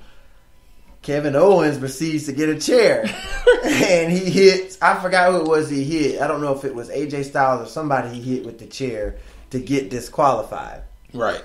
And so as they're getting disqualified, here comes the money. Shane comes back out again, and he's just like, this match is now a no disqualification, false count, anywhere match. And then so everything that they try to do, right, to try to get out of this situation, Shane just come out and just, like, nope, you go get all of this. So AJ and Kevin kind of battled in the backstage area.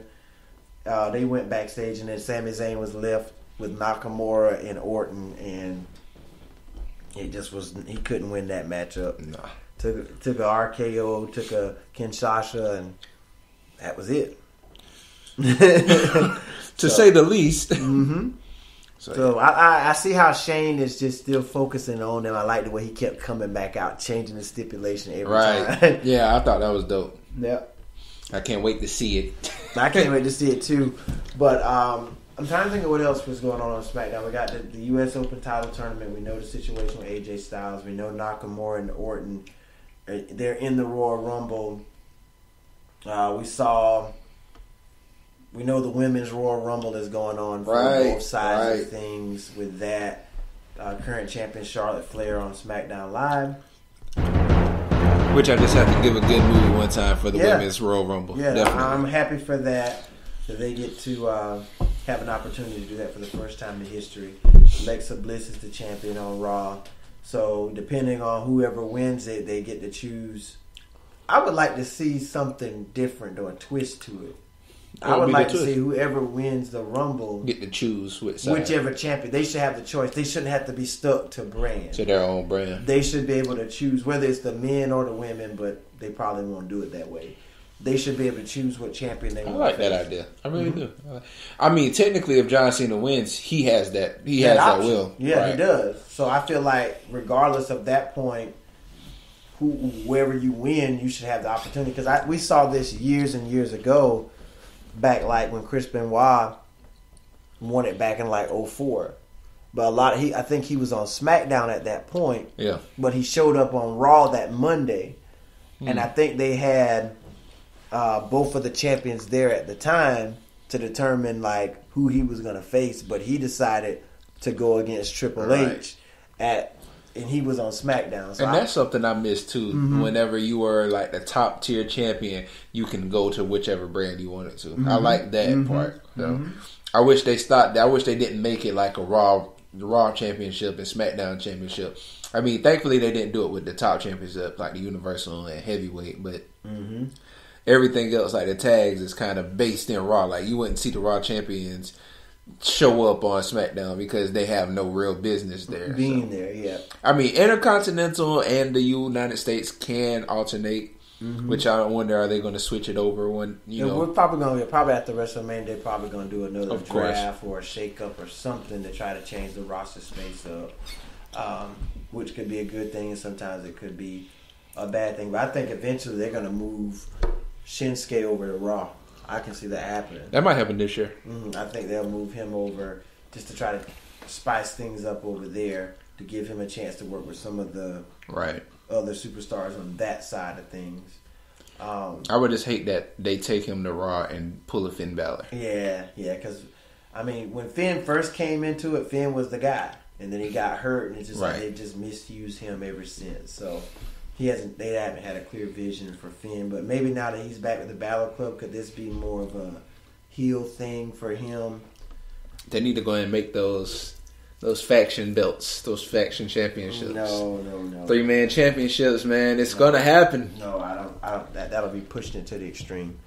But exactly. I mean, also another thing I want to hit on that we do know tonight on Monday Night Raw, Asuka and Nia Jax are gonna head it off for the first time. Ooh, they are. And the reason that we got to that, I don't know if you say you didn't get a chance to catch up, and I don't want to ruin it. Didn't Asuka beat up Alexa? Well, what ended up happening was, obviously, when Asuka beat Alexa Bliss last week on Raw, the week before on Raw, Alexa Bliss is in the backstage area last week talking to Nia Jax, and she was like, "Yeah, I got to go against Asuka. Got that win over me, blah blah blah." And a lot of people saying she's favorite to win the Royal Rumble, and then Nia Jax like, "I'm going to win the Royal Rumble, and then I'm gonna like beat you for the championship like that." And then she was asking her, "Well, what's going on with this whole Enzo thing?" And they were talking about that. I wish, even though I think Enzo is legit sick right now, I don't like it, and I do like it because I miss the fact of old. It reminds me of Attitude Era, wrestling. We have relationships with wrestlers doing that like that. Yeah, I do like I see what they're trying to do with that. But then as the conversation's going on, she said, Asuka's been talking a lot of trash about you lately. And Nia Jax was like first she rolled eyes like, yeah, whatever. You're just trying to blah, blah, blah. You're just trying to talk it up. She was like, no, but literally she had a lot to say about you. And then Nia was acting as if she wasn't buying into what Alexa was saying. Then she was like, she thought about like, well, what did she say? She was like, I don't know if I should tell you because, she was like, what did she say? She was getting like she said, because I know how you get when, people talk about you. So they had Alexa Bliss kind of like whisper in her ear what she said.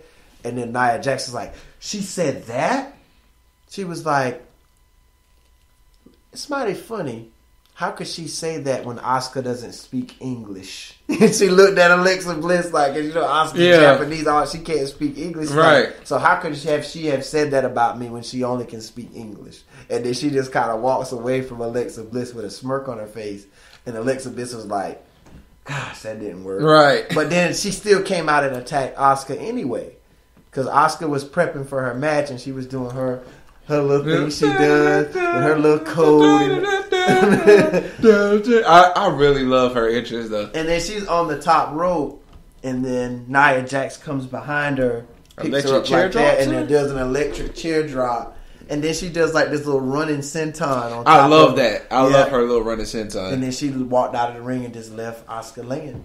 And then Kurt Angle sets the match for tonight. So we'll see how that turns out tonight.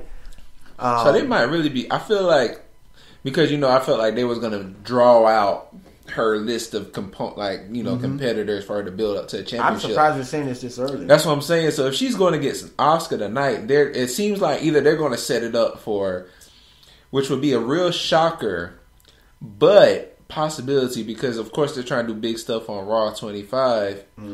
They might set that championship match. Yeah. It could be. Asuka and Alexa. Because Raw 25 is going to be big. I mean, you're going to have, Shawn Michaels, DX is coming back. You got Stone Cold's going to be there. The Undertaker's going to be there. Right. So many people, APA's going to be there with Farouk and Bradshaw. Kevin Nash, Scott Hall. I mean, it's going to be a lot of celebrities I still think we're going to see people they didn't even name. Oh yeah, as shockers. Definitely. That'll come back. So that's just the few that we know of at this point. Right. That'll be there next week. So this was just made me think of storylines. We need to be creatives. We definitely need to be creatives. Yeah, we do. Asuka beats Alexa in Raw 25. Okay. And has to throw Alexa in the Royal Rumble, or they do the rematch at the Royal Rumble. Good. Either one. But at the Women's Royal Rumble, the surprise entrant that wins, Ronda Rousey. Asuka, WrestleMania. That would be huge. Because both of these guys are tactical wrestlers. And some people were saying that they were trying to build up for it to be Ronda Rousey, Charlotte Flair if they do it at WrestleMania. But I feel like you said, because of Ronda's legit UFC history and then Asuka being built as such a strong style striker and everything, I feel like that'll be more of the must-see match than trying to make Rousey be a submission person against Charlotte. They can really just fight it out. I like to see Rousey and Jax go at it. They might. That's like a David versus not a David versus Goliath, because it's Ronda Rousey. Right. But, this is the best WWE has to offer, like big stature, big. She's going to have to take her. Like if Asuka takes out Nia tonight, then when Rousey comes in, if she comes in a Royal Rumble, hopefully, considering that they're finally starting to media publicize that Triple H has been talking to Rousey, when we know they've been talking for way longer than what they've been doing. She made that appearance at WrestleMania a couple of years exactly. ago. So The Rock did that thing against her and Stephanie and Triple H. So when she comes, she has to take out Nia Jax too, almost like what they're doing with Brock and Roman Reigns. It could be. I could see that, but I also feel like at the Women's Royal Rumble, what's going to happen? You hadn't mentioned it yet, but I thought you would say it. I think Absolution and the Riot Squad, these two factions that have been kind of somewhat dominant on both brands. And I feel like all of them going to be in there together, and it's either going to be all the other women are going to jump, all six of them, or those two groups are going to intertwine with each other. And like, we're the best faction, and they're going to try to just it in the Rumble. But now I'll say this, because I've seen a lot of people all across Instagram talk about it. It's a possibility that Paige might be done. Why? A house show, because she had the neck injury recently. That was her last injury that put her out. I watched the video. It's a house show where Paige was trying to, mocking in front of Sasha Banks, and Sasha Banks did a drop kick to the middle of her back, gave her a stinger, and they said like she couldn't move. Well, she wouldn't get off the ground for like several minutes when she did that kick. So that's why she hasn't been wrestling in the last weeks. But she's, I think she was there 1 week. Heal her up. So hopefully they're trying to just let her, like you said, heal her up until the Rumble. Mm-hmm. But like I said, a lot of people are just speculating that, that might have been it for her.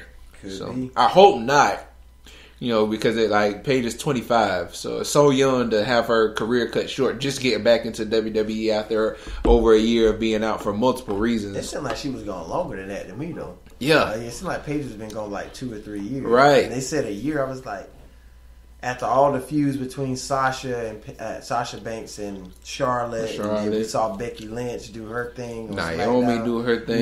It seems like she's been going a long time. A lot has changed. It has. So yeah, I hope the best for Paige. I hope I can see her, like you said, do that whole 6-man Absolution Riot Squad takeover on. Mm-hmm. I would like to see that happen early, and it's like they start just bullying people out the ring, like for a couple lineups until someone like Nia Jax comes in, and that allows the tables to start to turn. So I like that. We just got to see how WWE's going to build toward that, to see how this Women's Royal Rumble is going to go. But I know, that's pretty much what's going on right now. Any other thing I can think of is that we've seen this bizarre friendship between Goldust and Cedric Alexander over the last couple weeks. So I don't have any feelings toward that or not. Yeah, it's just weird. It's just weird. It's just, to me, it's filler. Yeah, at this definitely. point, it's just filler at this point. But other than that, that's all that I've seen. Other than this whole Jason Jordan and this Champions Club, we've seen the Balor Club back together on Raw. We've seen Braun Strowman pretty much destroy Kane and Brock Lesnar last week. And then we moved to SmackDown. AJ is still feuding with Kevin Owens and Zayn. Yeah. We know Nakamura, Randy Orton, Baron Corbin is in the Royal Rumble. He made an announcement last week. He'll be in the Royal Rumble. Okay. We know the Usos is going to be going up against Gable and Benjamin in a 2 out of 3 falls match at Royal Rumble. We do know on Raw that Sheamus and Cesaro get their rematch versus Jordan and Rollins. United States title tournament going on right now. We'll figure out, as the next coming weeks, who's going to be fighting at the Rumble for that title. The Women's Royal Rumble, the Men's Royal Rumble. Strowman, Kane, and Lesnar. That's pretty much what's going on in the WWE. I mean, we know Raw 25 is next week, so I'm anxious to see how that's going to go, who's going to show up, who's going to do what. I think they're going to save an epic spot for Stone Cold. They have to. Yeah. They have to. They have to save an epic spot for Stone Cold. Stone Cold is going to get somebody. He's going to stunner Jason Jordan.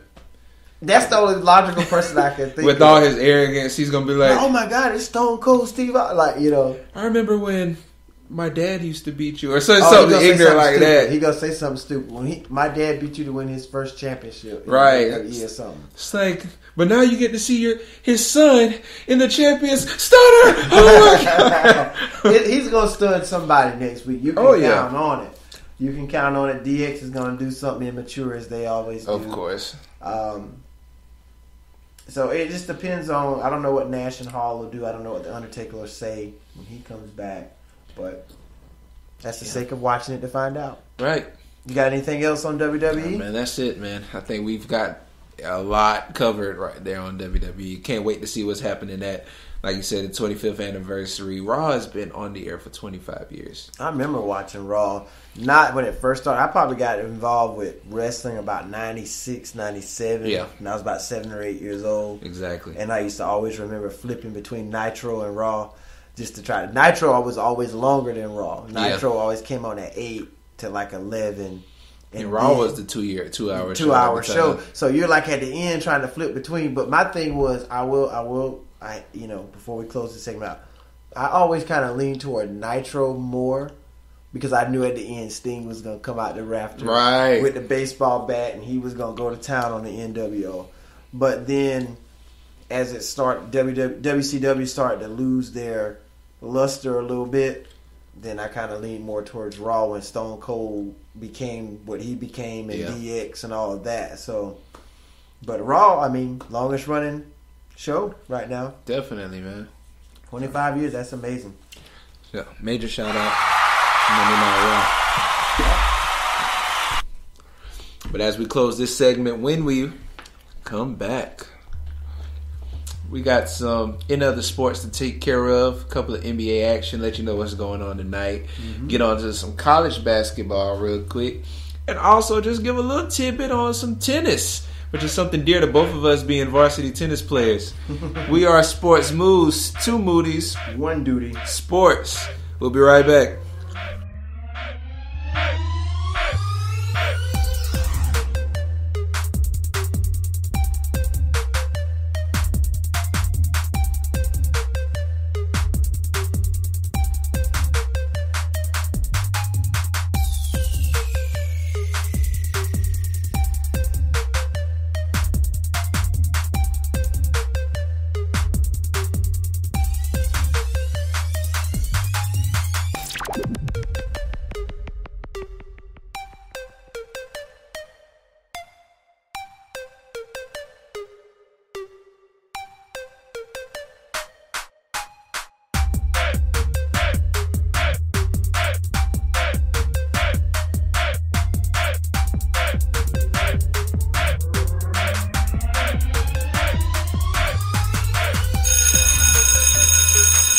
Alright guys, welcome back to Sports Moods on this Martin Luther King Day. 2 Moody's, 1 Duty. Sports. Right now we're about to get into some in other sports. Going to give you a little rundown on what's going on in college basketball, NBA talk, and we also know that for tennis, the Australian Open is underway as well. So right now, I'm going to give you a look at how both the AP Top 25 and the USA Today Coaches Polls looks. for college basketball. I'm going to start off with the AP Top 25. Just some notable teams before I break the top 10. For the ACC, we got Miami at number 25.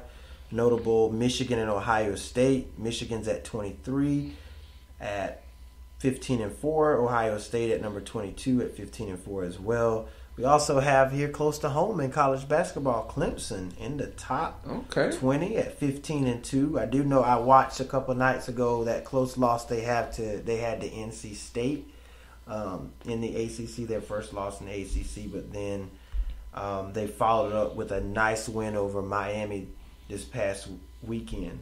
So Clemson is there at 15-2 at number 20. As we move up the poll, Kentucky is 18, another notable team, historic franchise. John Calipari, probably bar none, the best recruiter in college basketball. His team is at number 18 at 14-3. We have the North Carolina Tar Heels, my team, my baby, my heart. The Tar Heels at number 15, moving up at 14-4 this year. They've had some tough losses this year, especially one to Wofford.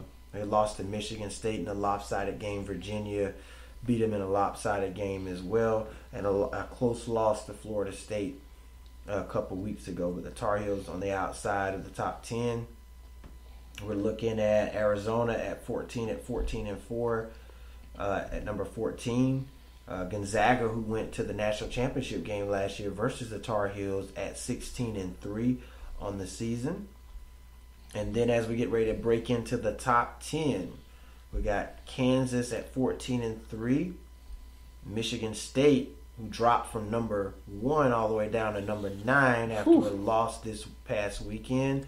They are 16-3. Texas Tech, surprisingly, at number 8, 15-2. As I said a couple weeks ago, they went into Kansas and Allen Fieldhouse and knocked off the Jayhawks, a place they have never won at. This season they went in there and beat them, so they're in the top 8 at 15-2 right now.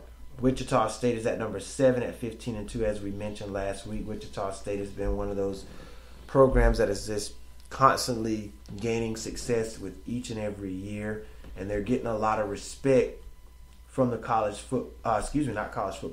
basketball world, as they're constantly being ranked, and they've had some really good showings in the NCAA tournament over the past few years as well.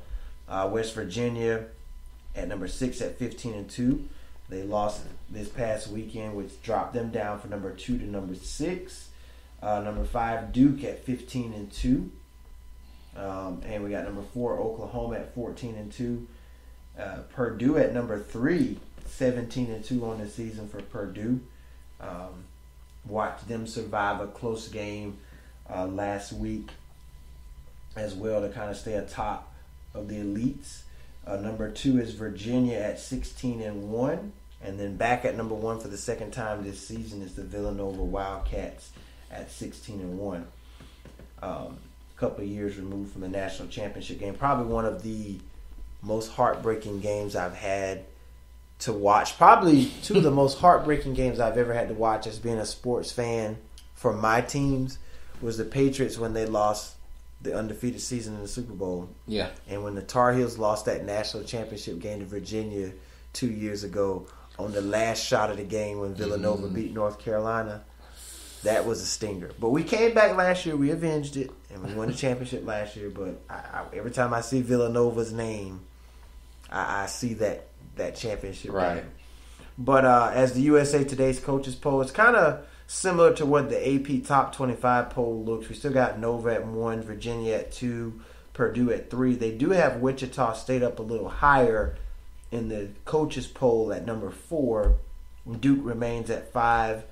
They have Oklahoma ahead of West Virginia at 6. And West Virginia is at 7, as we're in the top 25 poll. West Virginia is at number 6. Texas Tech is the same at 8. Michigan State remains the same at 9, and Kansas remains the same at 10. So that's how the college basketball rankings look as of right now. A lot of teams are in the midst of their conference play right now, trying to build a nice resume moving toward the NCAA tournament. So I'm going to turn it over to C. Moody right now, who's got some news in the NBA, right? That's right. We're going to get into some NBA action that's going on today on MLK Day. Games that have already been ended. The Bulls, top of the Heat, 119-111. New York Knicks beat the Nets 119-104.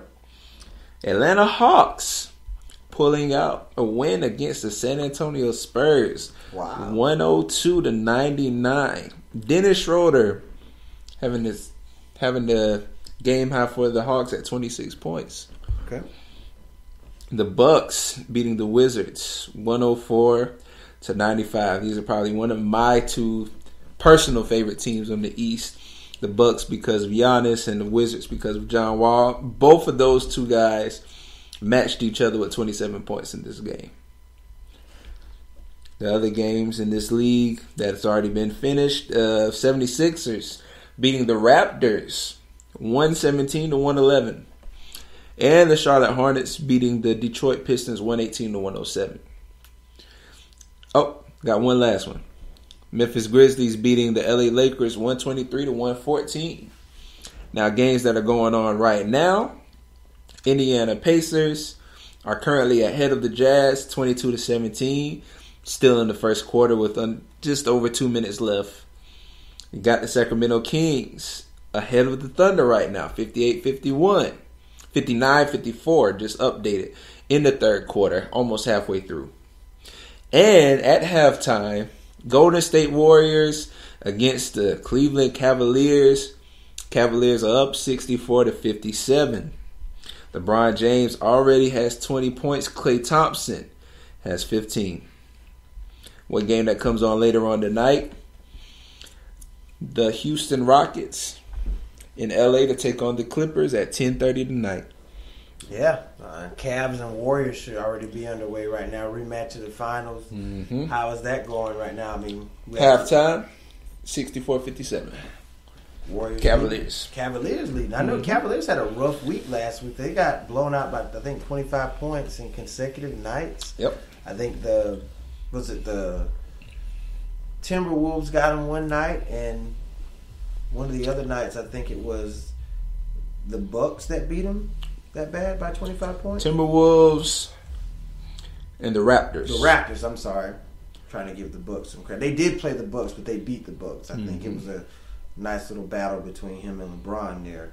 But, yeah, they had a little rough patch here as of late. I know Isaiah Thomas has returned, but like I said, I feel that's going to take at least 15 to 20 games to really see how he's going to mesh with the Cavaliers. Right. But, I mean, this is the second time this season since the finals that the Warriors and Cavs have tied it up, and Curry didn't play in the game on Christmas because of the injury. Mm-hmm. Is he in the lineup tonight? Is he playing tonight? Good question. I think so. I think they said something about him playing regardless of injury, but let's make sure. I know he had a little hiccup at practice the other day that kept him out. Yeah, he's playing. Game. He's in there. Already 17 minutes in, 11 points. Okay. 1 of 3 from the 3 points. But then I heard them saying today, they interviewed Steve Kerr earlier before the game. He was saying this is kind of like that Celtics-Lakers rivalry. And I don't agree with that. Really? Because I think the Celtics-Lakers rivalries of the 80s, even though we weren't born, but just from what you see of people who were around to embrace that and see what that rivalry was like, and just looking at the clips of it was definitely more heated. It was more heated because those teams despised each other. Right. I think with the Warriors and Cavs, they played each other the last 3 years, but they respect each other. They way respect too much. each other. Way It's too not much. like a hatred. Like I want to it's not like one of those things. I want to destroy you. Like, or I'm not shaking your hand after this. Right. Like, we're gonna go to blows. Now they have gone to blows. We've seen Draymond and LeBron get into it, but like with those Lakers Celtics games, whether it was playoff, whether it was finals or regular season, yeah, those games were played with real passion. Yeah. And you don't see that. You don't see that in the NBA no more. There's not really true rivalries in the NBA anymore. Not at all. Not at all. I really couldn't see one genuine rivalry right now, to be honest. So yeah, everybody's joining super teams now, so it's True. really not a chance. There's not a lot of parity in the NBA anymore. That's true too. The top fives of both Eastern Conference and the Western Conference goes as such. For the East, we got Boston at the top, 34-10. Toronto Raptors right behind, number 2 at 29-13, 4 games behind. Cleveland, number 3, 26-16, 7 games back. Miami, number 4, the Heat, 25-18, 8.5 games back. And the Washington Wizards, one of my personal favorite teams, 25-19, 9 games back. On the Western Conference, we have Golden State, still hasn't broken the double digits in the loss column at 35-9. Houston Rockets, right behind them, 3.5 games back at 30-11. Minnesota Timberwolves, I like the team that they're becoming over there, 29-16, number 3, 6.5 games back. Tied with them is the San Antonio Spurs, 29-16 at number 4. And number 5 is Oklahoma City Thunder at 23-20, 11.5 games back. And that's what's going on in the NBA. Cool. So, without that, we have to talk about the Australian Open. Have to talk about the Australian Open. First major of the tennis season. And for anybody who's just watching, D. Moody and myself, C. Moody, not only are relative fans, I can't say we follow it as passionately as our other sports, but the reason that it holds a place in our hearts is because not only did we play it, we actually were on the varsity team together, even for one season. I think that was your senior year when I got there, in high school. So I think at the time D. Moody was the captain. I don't know what other accolades he had from that season. I had the privilege of playing the other team's best player. Now that was the truth. Where I took a lot of L's. Right, and from our school, tennis wasn't the strong point. It was not. So we got taught the basics and then got set up against people who were state champions. yeah. Like 6-7 years running. And getting college scholarships in tennis. So the matchup was pretty unbalanced. Yeah, it was. So, we had some good showings, but I was about to say, I can say one thing that we've never forgotten is that when we finally played doubles, D. Moody and myself actually won a game together, and from then on we've said champions. We're champions, right? We did that. We won that match. If nobody else can take a win from us, they can't take that one. That's how you know you have to clinch on the one one win, not even a winning season. The one win, the one victory we had. Hey, I'm a champion. I won. Right, it's in the record book.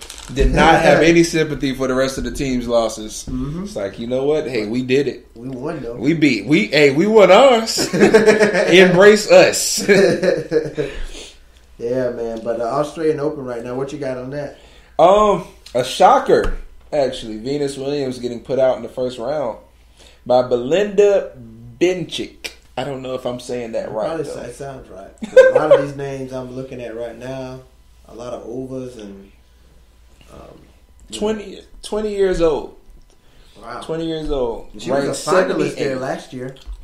Venus Williams was. So to go out in the first round, and she had a strong showing toward the end of the year last year at the U.S. Open too, in the semifinals. So, but Venus is getting up there in age, and the tennis, the guards is shifting, it's changing. A lot of these younger upstarts are playing well, and they look at it as an opportunity. I'm playing up against probably one of the greatest tennis players of all time in Venus Williams. To get a victory like that's got to be huge, and it's got to be a big momentum booster. Even though it's just first round, and as you excel through the tournament, the matches get tougher. But it's still saying something that you took down a veteran in Venus Williams in straight sets, no less. Exactly. I was say, is there anything else you wanted to, any new things you want to talk about the Open this year?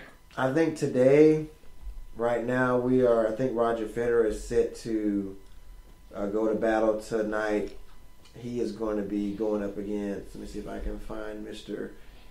Federer, the all-time Grand Slam leading champion. I know they had him in a matchup tonight if he hasn't already played. The time zone difference is such a huge thing when they're down there in Australia playing.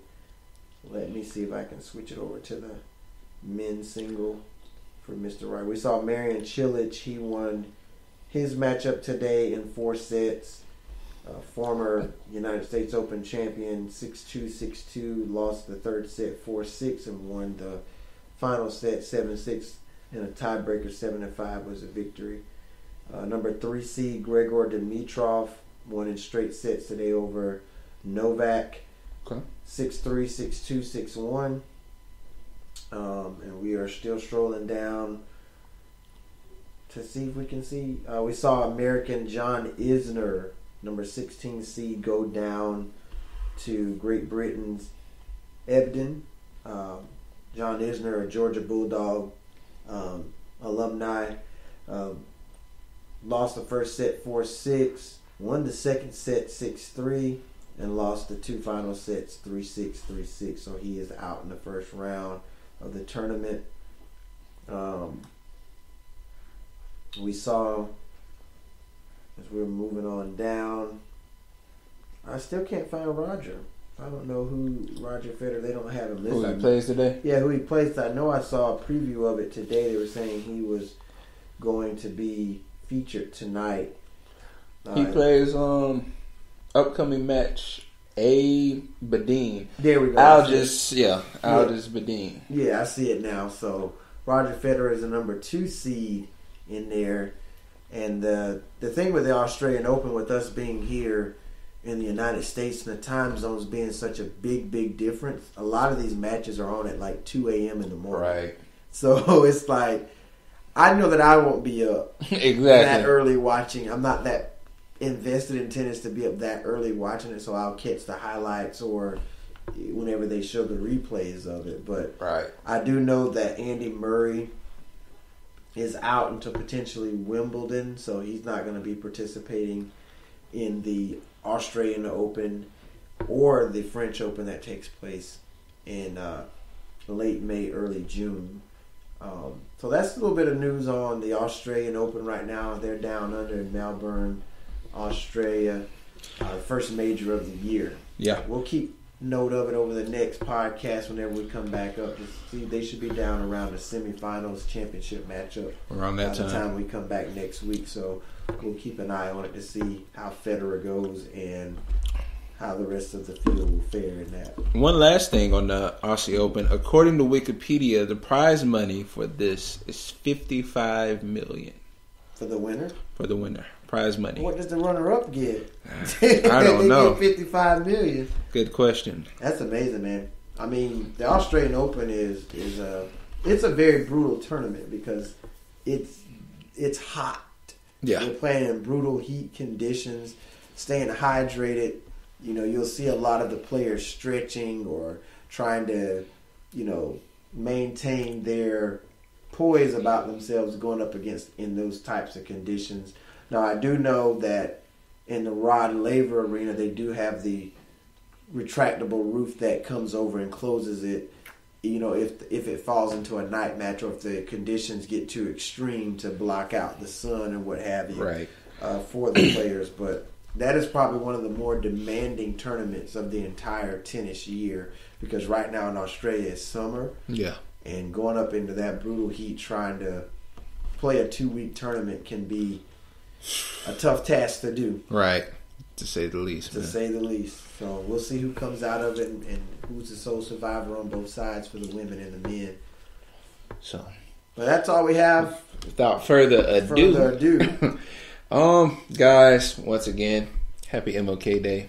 Yeah. Definitely. Please remember the risks that people like Martin Luther King did for those of color, not only for the recognition of people of color, but for the equality that is supposed to be the staple of what this country stands for.